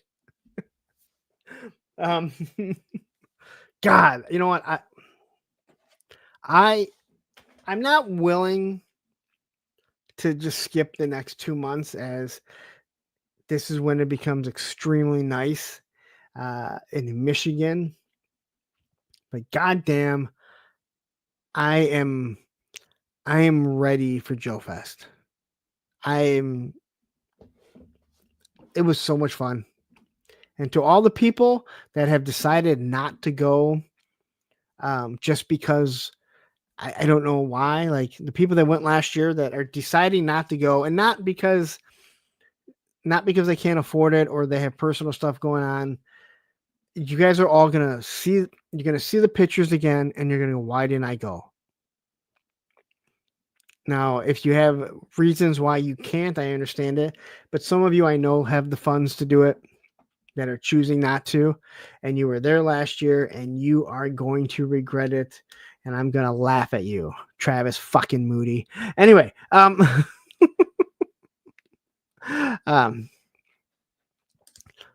are the top 5 things you're looking for at Joe Fest? Looking forward to, dude? Absolutely nothing. Hanging out. Like, there's not even top 5 things. It's just hanging out with the friends that we made through YouTube and the people we've met in person. No matter how you look at it, don't take offense, anyone. Even though you made friends with a lot of people on YouTube and you enjoyed their company and hanging out with them at Joe Fest, there are specific people that you have just become closer with. And even though I'll be hanging out with obviously lots of people, there are specific guys that I am extremely close with through this, over the phone and stuff like that. It's not even 5 things. It's hanging out with everyone again. There's no panels and I'm like, oh my God, I have to see this panel. It's just such a good time, you know. And again, for like you to get over here from Australia, it'd be hard, but I think that you'd have a blast. You know, I know some people have talked about how it's all fights there. That's full of shit. As far as I know, there's been one person that's had a conflict, and he's no longer there. So, or one group of people, shall I say, that have had a conflict. So, we have real Richard Sampson jumping in here saying, "Hey, punk." So Donald says, I wish I could, but can't this year due to work, but next year is already on the bucket list. And again, like there are some, if you can't financially or you have personal things, I fully understand that. But there are people that have the funds to do it. They were there last year. They know how great it was. And for some odd reason, they're choosing not to go. And I'm not sure why you would. I'm not sure why you wouldn't. And again, financially, yes. Personal reasons, understand. But if you have the means to go, why you just wouldn't, I don't know.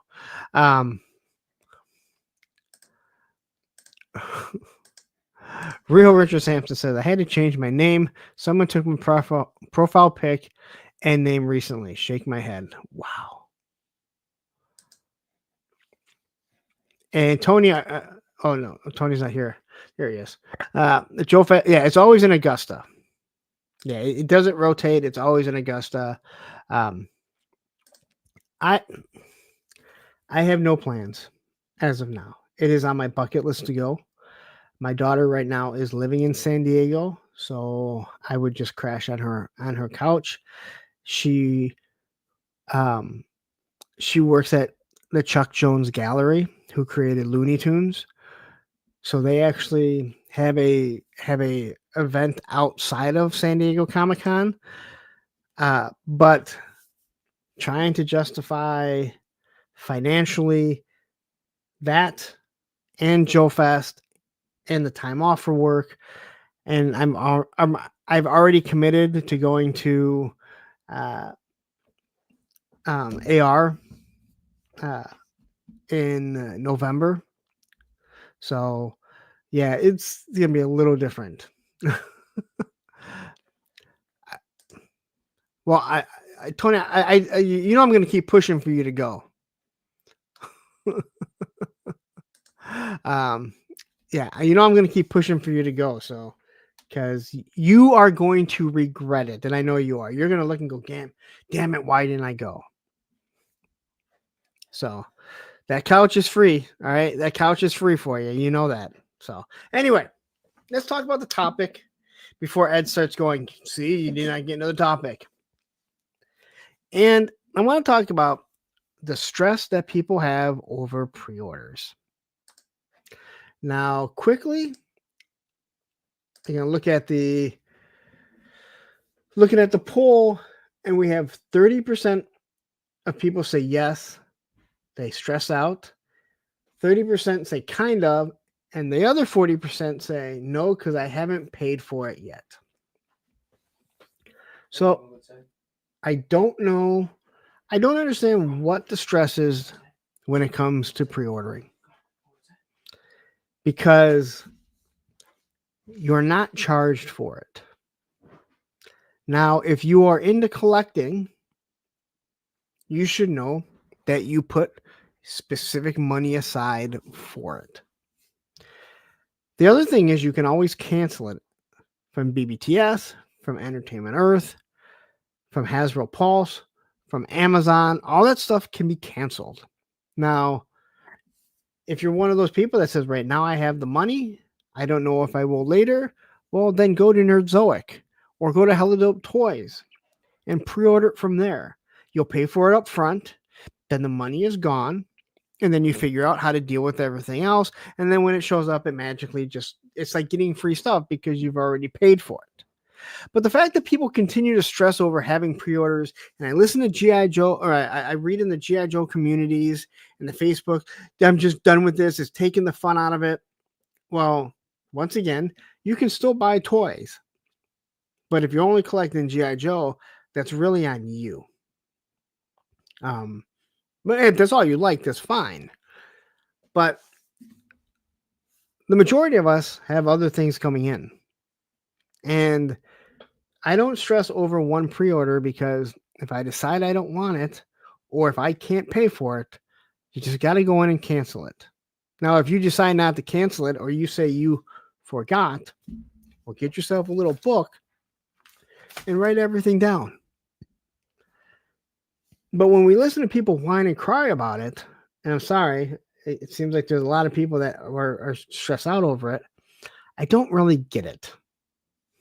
Now, the collector here says, I answered yes because I included the pre-orders of exclusives with FOMO and the stupid countdown clock Mattel Creations use, even though those never sell out anymore. But now Mattel Creations is different because they charge you up front. So, you're paying for it. So now you just have to wait for it. Stanley says PayPal credit 6 months, deferred interest jumps from 99 to 1. It's already jumped. No, that jumped a while ago. If it's just jumping for you, it's because you had a promotional thing. It jumped for me in December. I think December. Somewhere around there.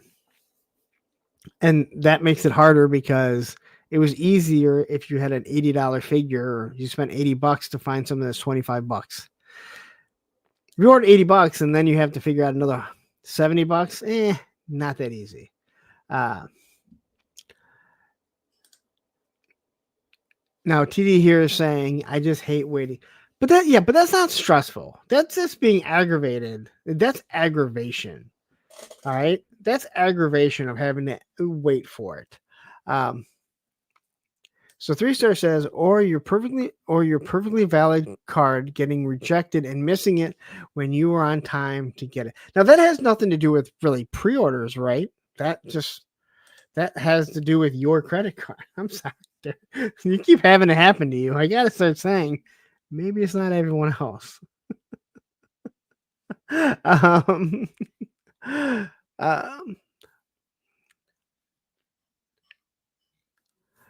So I'm just kind of, but yeah, it's one of those things where if you order from Hasbro Pulse, you can always go in and delete whatever you ordered. They don't charge you up front other than the HasLabs, which is fine because now you don't even have to worry about it. You should have decided how you're gonna pay for that.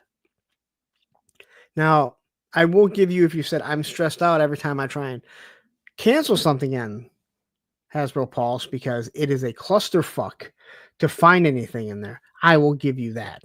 How BBTS is just as much of a clusterfuck. And with BBTS, even if you do get charged and you decide it goes to your pile of loot, again, if you're not using the pile of loot, shame on you. I had to explain to Tony like 4 times how to use it.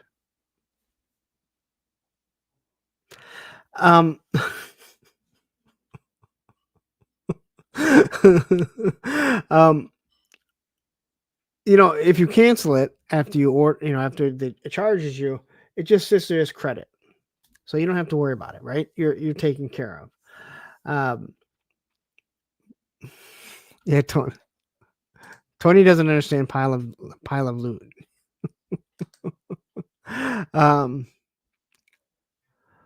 Yeah, see, like Stanley says, I canceled a few Pulse pre-orders a few days ago. Yeah, and again, like, it sucks to do. And now if you're saying I hate them because, or I stress because maybe I don't have the money, well, in my opinion, this is a very expensive hobby. And you don't get to get everything that you want. I don't get to get everything that I want. But I also have a specific funds that is only used for, buying this. And maybe that's the best way to do it. But when I see people getting super pissed, and I mean people get really pissed off about it, the fact that, hey, you know what?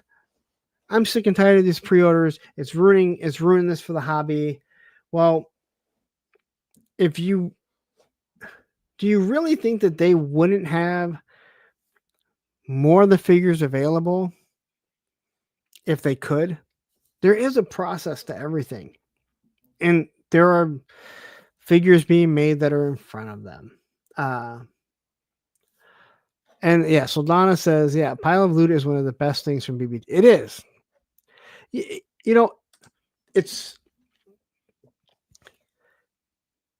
not that important to me because I review almost everything that I get. Now, I have a bunch of Funko Pops for my daughter in my Pile of Loot. So that's fine. That stuff can just sit there until I get something in and I want to ship it, right? But for people that aren't reviewing, it is a wonderful thing because you can get as much as you want in there and ship it for $4. Now, also remember this. Here's a little secret on the Pile of Loot for you guys. Everyone, and I mean everyone, hates DHL because it's shit. If you get a box of stuff and that box is a larger box, it will go out FedEx. And you'll get it relatively quickly. So, 3-star says, fuck ordering non-exclusive at Pulse anyway. It's It's only useful as a backup. As evident by my crystal ball order, you'll get it first literally everywhere else anyway. Well, maybe not. That's not true. I've gotten stuff pretty quick from Pulse. They don't always get everything late. Just like Amazon doesn't always get everything first, neither does BBTS, neither does CMD Store. Entertainment Earth always gets it last though. So Donna says Nerdzoid can do payment plans. There are ways to still collecting. Yeah, and same with Hella Dope Toys. They only ask for 10% down, or you can pay the full thing. So a lot of people only do the 10%. Again, if it's one of those things where you are worried that you might not have the funds when it's going to process, go to one of those sites that's legit. Hella Dope Toys is, Nerdzoic is, and pay for it all up front. Now, I think that it would be great if BBTS did that, where you were like, hey, you know what? I just want to pay for everything right now. I want to pay for everything up front, get it taken care of. Cool.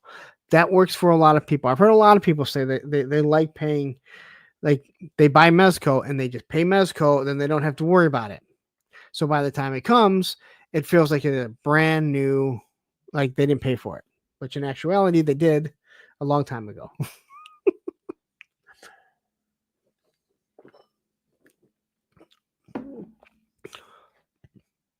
The collector said, canceled a few BBTS pre-orders today because they said they were going to ship soon at $19.99, excludes tariff surcharge, and went to Amazon instead for $18, pre-order price guaranteed for the same items.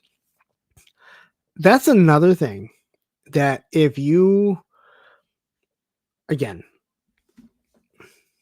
I wasn't doing what I was doing and I wasn't able to make some money on the back end by doing reviews, I would not ship it any other way. I would go to Amazon and I would go to Pulse. And then if it's, a place where I can't get it like that, then I'd go to, BBTS. Because they're a little bit more expensive on some things. Not on everything. Probably half of their stuff is a little bit more expensive. That's how I would order it. I would just wait it out because Pulse doesn't seem like they're going to raise their prices. Well, they might raise their prices, but if you've already locked it in, that's what you're going to pay. Amazon is that price guarantee, so you don't have to worry about that. BBTS, Entertainment Earth, both of them completely jumped the gun. Then they had to backtrack, and it becomes one of those like, are you really going to adjust it if it doesn't go up? I'm not sure if everyone will. It's just one of those things where once a price hits something, even if you lose those tariff charges, are they going to lower it? Now they may, because if the companies don't raise their MSRP, well, then that's when they'll want to go back to that MSRP because they're really only charging you the tariff charge because that's what they're paying. Guys like BBTS and Entertainment Earth, they're paying their own tariff charges. Where when some of these smaller companies, if they're getting stuff directly from Hasbro's paying the tariff charges, then they're going to pass it on, but say this is still the MSRP. Obviously, there's a built-in price gap there. Where if you're buying from Hasbro Pulse when it's $25, if it costs $15 for them to ship it in, they're going to make that $10 profit. Where if you buy from Entertainment Earth or Amazon or whatever, they can't make the same profit because all those other companies want to make a profit also. So, Afflicted Studios is jumping in here saying, hello all. Bill Cage is asking favorite Joe or Cobra in general, not just classified. I mean, I always loved Gung Ho. I loved Airborne. I mean, I think everyone loves, well, almost everyone loves Storm Shadow and Snake Eyes. But if you get away from the ninjas like that, probably Gung Ho Airborne, and I love the Crimson Guard, and I love the Iron Grenadiers, because the Iron Grenadier to me was kind of like the up version of the Crimson Guard. There's just too many good ones. In all honesty, there's just too many amazing characters and troop builders and G.I. Joe and Cobra. So hope that kind of answers some of your questions there. The collector says, previously I didn't mind paying a couple extra dollars, but lately they've been sending me some dinged up card backs. See, I don't worry about that, but I can understand why you would be upset. That's like one of the things where, Hella Dope Toys, I know we talk about them a lot, but Ted has talked about that, how much they package it, and they said even if you're going to rip it open, maybe you don't care about the card.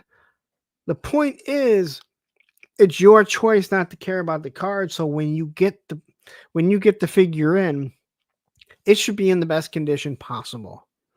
So when they're cramming stuff in or the card is dinged up, I don't blame people for being aggravated. I'm not too upset when the card's banged up. I'm more upset when the box is, only because I keep the boxes. So when I have a bad beat up box, it kind of bugs the crap out of me, because I do display them all in the basement. But it should be your choice when you're paying that much for it. So, but yeah, that's one of those things where, I'm with you on that. I fully do understand that. Three-star says Punk is strictly a Duke and Globulus man. Hey, I put Duke as my number one figure of the year, and people got mad at me about it. I don't know. Again, I was never a Beachhead fan, although I've changed on that one. That Beachhead is amazing. That retro Duke is awesome. I mean, I put it number one. Even maybe, who knows? Maybe when those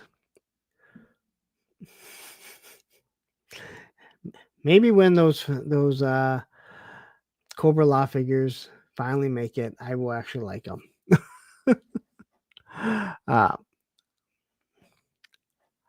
Pop Blender says, I just want to make sure these companies that are charging tariff charges actually break down the cost of it as the consumers and be as transparent as possible, rather than just giving an arbitrary number. And again, that is where BBTS jumped the fucking gun. And then Entertainment Earth did it. And then they both had to track. You are absolutely correct.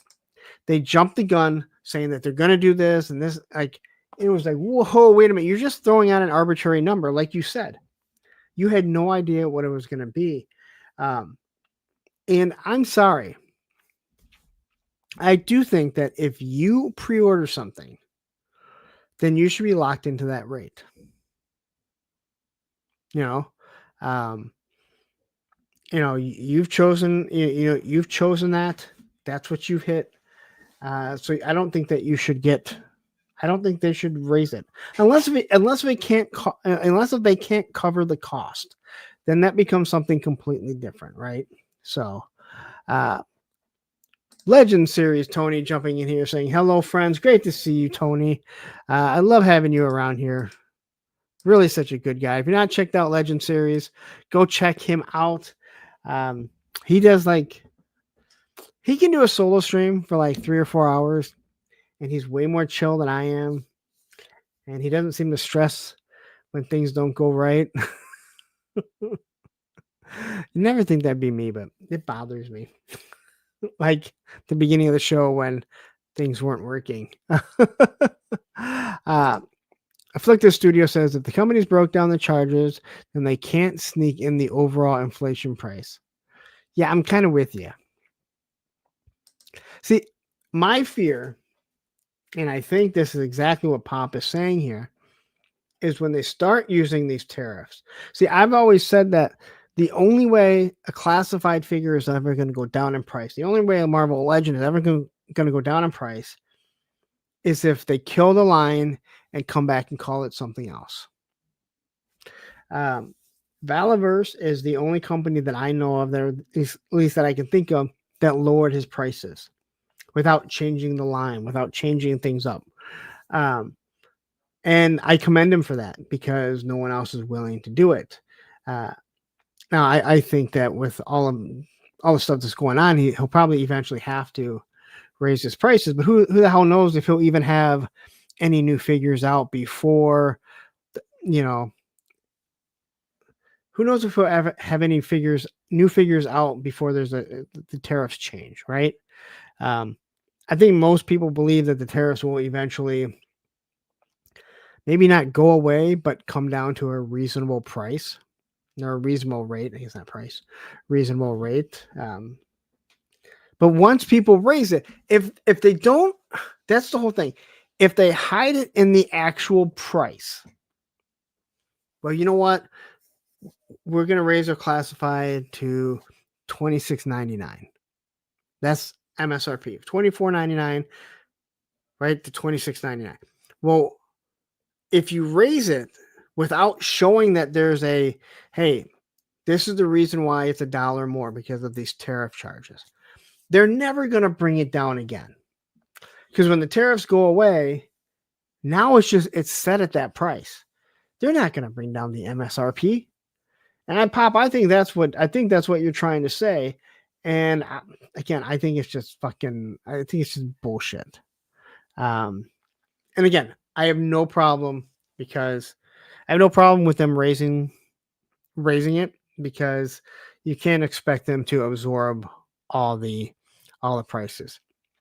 But as long as you bring it up and you hide it and say, hey, this is what the MSRP is, this way it's going to cover the tariff.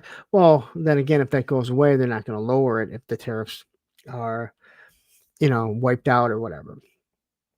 I don't think people notice that. Super 7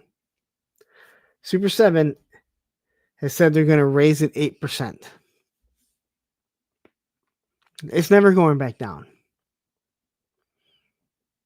Once it hits that 8%, President Trump can come out and say, you know what? We've worked something out. No tariffs with China.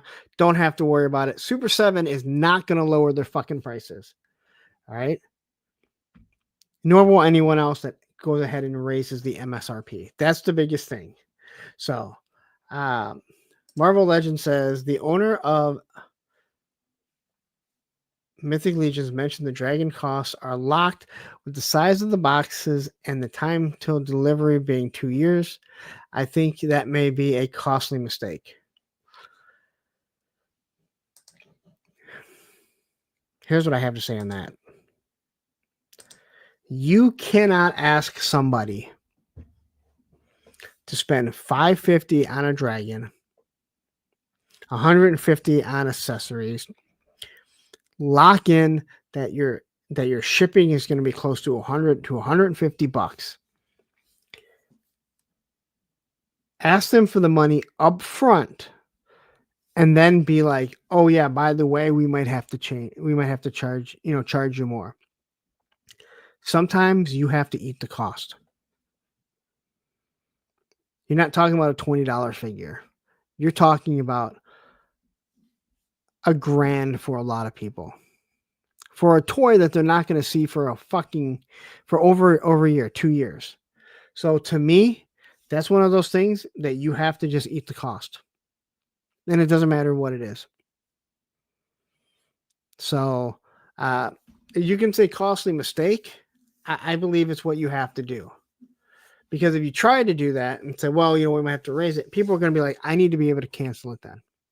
Are you going to give me the option to cancel it? Because let's be honest, there is a built-in, they're making money off that. They don't do shit if they ain't making money. They just won't make as much money. So, yeah, and Ed said, yeah, they've already paid in full for the dragon. Again, that's the same way with the Rattler. And any HasLab that you've done, like that's why people are like, oh yeah, they're gonna start charging. No. Everything is already added. If you had the Pulse at the time, Pulse Premium, your shipping was already taken care of. If you didn't, they charged you what the shipping was. No, and it's got no. They are going to eat it. And again, like we also don't know what it would be. That's the biggest thing. We don't know what it would be. Which again, how do you charge somebody more if you don't know what it's going to be? I don't think that you can.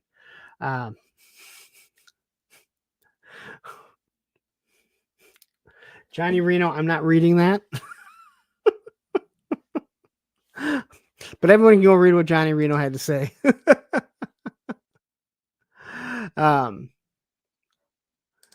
Beardy McBearderson says, I think projects like the Dragon are more than just the profit on the Dragon. There are marketing gains involved. The benefits, I'm sure, outweigh the risks. Yes, I agree with you. And again, I don't know any of this. I know no more than anyone else, but I'm with you. Again, if you bought a brand new Ram truck and you have to have it made, and you're like, hey, you know what? Here's the 70 grand. That's what it's going to cost. Now you've already paid for it. They're in the process of making it. I don't think they can just come back and be like, hey, by the way, it's going to cost you 10,000 more. You're like, no, I've already said it. I already paid you the money for it. And you didn't have to do anything different. You kind of have to eat the cost. Look at this. Ryan Sweeney jumping in here saying the Joe stuff is coming out of Vietnam, so the tariffs are less than China. I'm sorry. Who is that? We're talking about freaking toys here. They're toys. That's right. But see, and I think one of my fears when it comes to this, we're way off topic, absolutely nothing to do with back to nothing. My biggest fear when it comes when we talk about the tariffs here, and this is why I think it's good to keep the MSRP at the same price. Let companies like BBTS, Entertainment Earth deal with their shipping containers, because if they're getting a shipping container of G.I. Joe and it's coming from Vietnam, the tariff's going to be different than if they get it from China. Once you raise an MSRP, it does not go down. I think we all can agree on that, right? Chaz says Hasbro's going to eat those HasLab costs like a fat girl at a free buffet.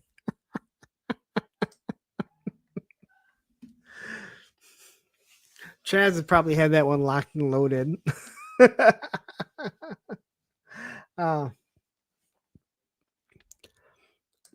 Yeah, well, at least our pre-orders are, yeah, for the most part.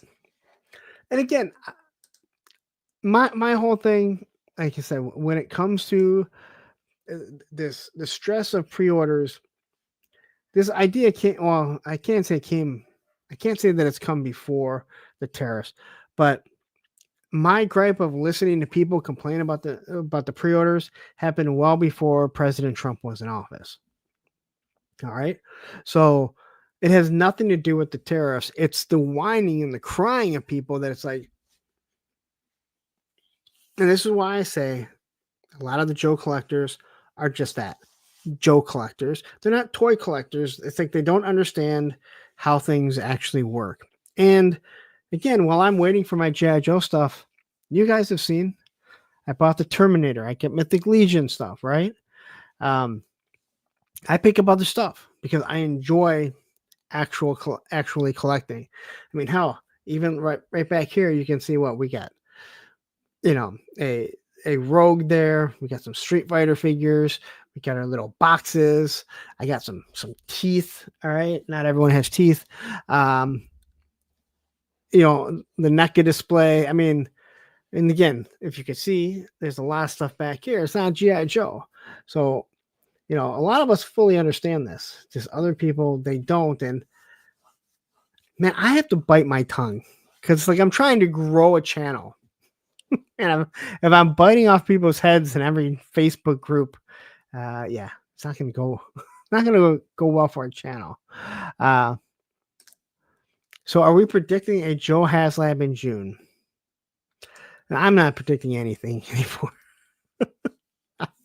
I have no idea what's going on. They have gone just radio silent, which is normal. If you remember, the last HasLab came out in July.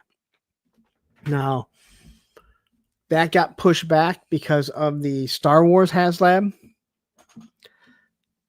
They weren't supposed to get the July one. All right. Bite your tongue, not your teeth. So I don't think so. I think if they do it, it'll probably be in July again. I mean, it defeats the whole purpose of Yojo June. They should just drop that. Because hardly anything gets shown. Now, the other thing that people don't realize when it comes to Yojo June is that I've heard people get really mad when they do a Joe stream and they're talking about the comics or the shirts or the apparel, and people are pissed off and they're like, they didn't show enough figures and they were talking about well, understand, unlike Star Wars, where Hasbro just produces the figures, Hasbro owns G.I. Joe, so they have to do all the marketing.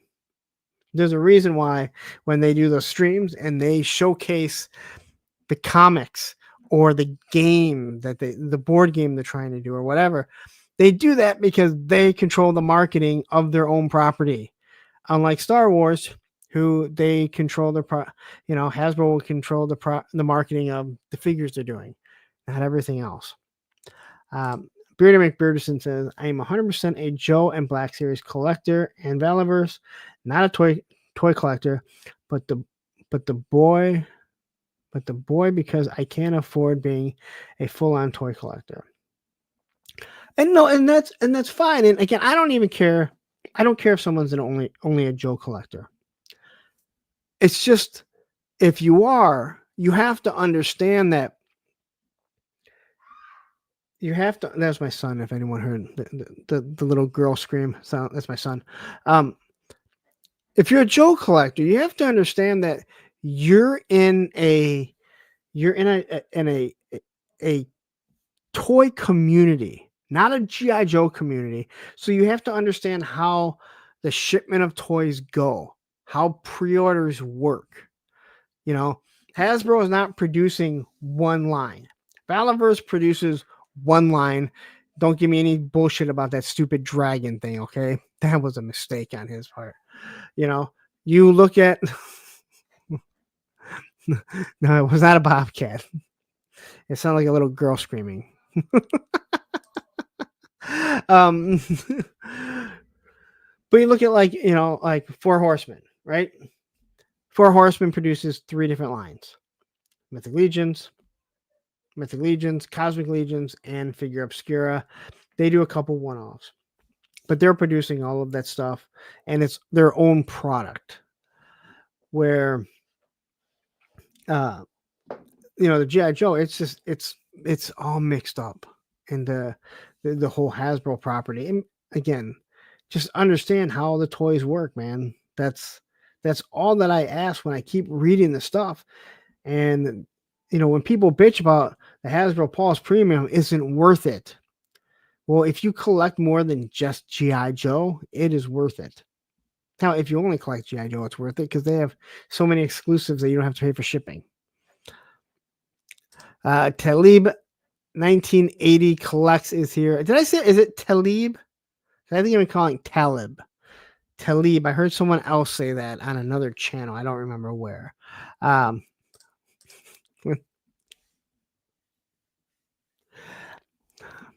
Well, somebody did Civil War and they stole his idea. So,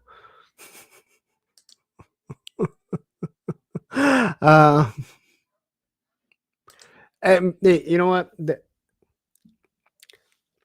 You can't afford a HasLab. That is something that when it comes to anything in collecting, I think that it's safe to say that we all have to decide what we can and can't afford. And I'll say it, there is nothing wrong. And I mean it, there's nothing wrong with not being able to afford something. There's nothing wrong with saying, to me, $25 for an action figure is not worth it. Now, there is something wrong with saying, you know what, $25 not worth it for an action figure. Well, that's what the going price is. But if you said, personally, for me, it's not worth it to spend $25 on a figure, $30. Hey, that's your own personal choice. I can get it. But saying that a figure isn't worth it, that's when I go, okay, you don't really know what's going on in the industry. Not that I know everything. Again, I have as much knowledge as anyone else. You just have to do a little bit of research. Ryan says, wait, you mean the toy world doesn't revolve around what I want? I'm going to Facebook to cry about Hasbro not giving me what I want. Wait. Now, I know you're doing this tongue-in-cheek, Ryan. Listen, the people that call it Hasbro, honest to God, how fucking old are you? It is seriously one of the stupidest little insults that you are trying to do. It's called Hasbro. It's as stupid, and it is as stupid as a former Michigan coach, or even some of the guys now calling it Ohio. No, it's Ohio State. It's not Ohio, because Ohio University is a completely different university. All right. It is as dumb as the week of the Michigan game. People in Ohio take the M out of everything. And you don't believe me? They fucking do it because they are that fucking stupid. Yes. Yes, I'm Hasbro. I'm Hasbro. So Donna says, was fun, but gotta work early tomorrow. Good night, Punk, and good night, Chad. Great to have you here. Again, you can catch what I'm not going to stay much longer. I mean, it's after midnight. There was only so much to talk about. But again, I didn't want to talk, again, I wanted to discuss a little bit about, people losing it. Okay. It is not the Ohio State. See, if you do that, then you got to say the. They'll come after you for forgetting the. Yeah, I know. And that stupid idiot that dots the fucking I in the band who thinks he's actually part of something. You're not, dude. You dot the I in the fucking band. Oh, Beardy McBeard says, oh shit, it's my birthday. I just turned 49. Well, happy birthday to Beardy. Great that you finally hit the 49 with the rest of us. Yes, after midnight we let it all hang out. Yes, a punk with toys. Exactly. Thank you. We don't call it the Michigan University or the University of Michigan. I don't know why I said Michigan University. It's not the University of Michigan. Why is it the Ohio State? Come on. That is the stupidest thing I've heard.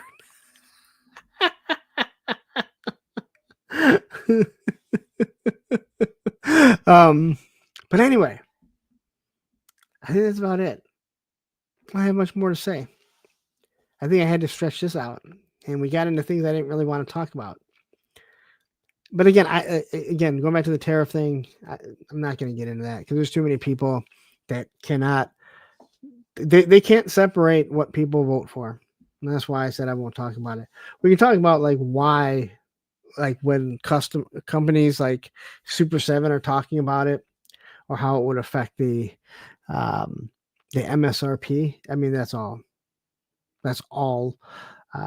relevant. So, but I think I'm going to wrap it up. Thank you guys all for joining me. I will be on tomorrow, as always, at 6:30 p.m. With a Circle of Jerks. I will be hosting it, so it's always on my channel anyway. But I will have control, so I'll be able to do stuff like the University of the Michigan. I will be able to do that. Wednesday, Allison and I will be doing May the Power of the Force to kick it off. Only about an hour, 8 p.m. Eastern Standard Time. And then this Thursday, one of my co-hosts from Circle of Jerks, Baldy Fucks Reviews, Baldy Locks. He will be my guest at 9 p.m. And that guy, I believe, has a hell of a story. So anyway, I'm going to get out of here. Thank you guys all for joining me. If I don't see you tomorrow or Wednesday or Thursday, then I will see you back here, I'm assuming, next Monday. Take care.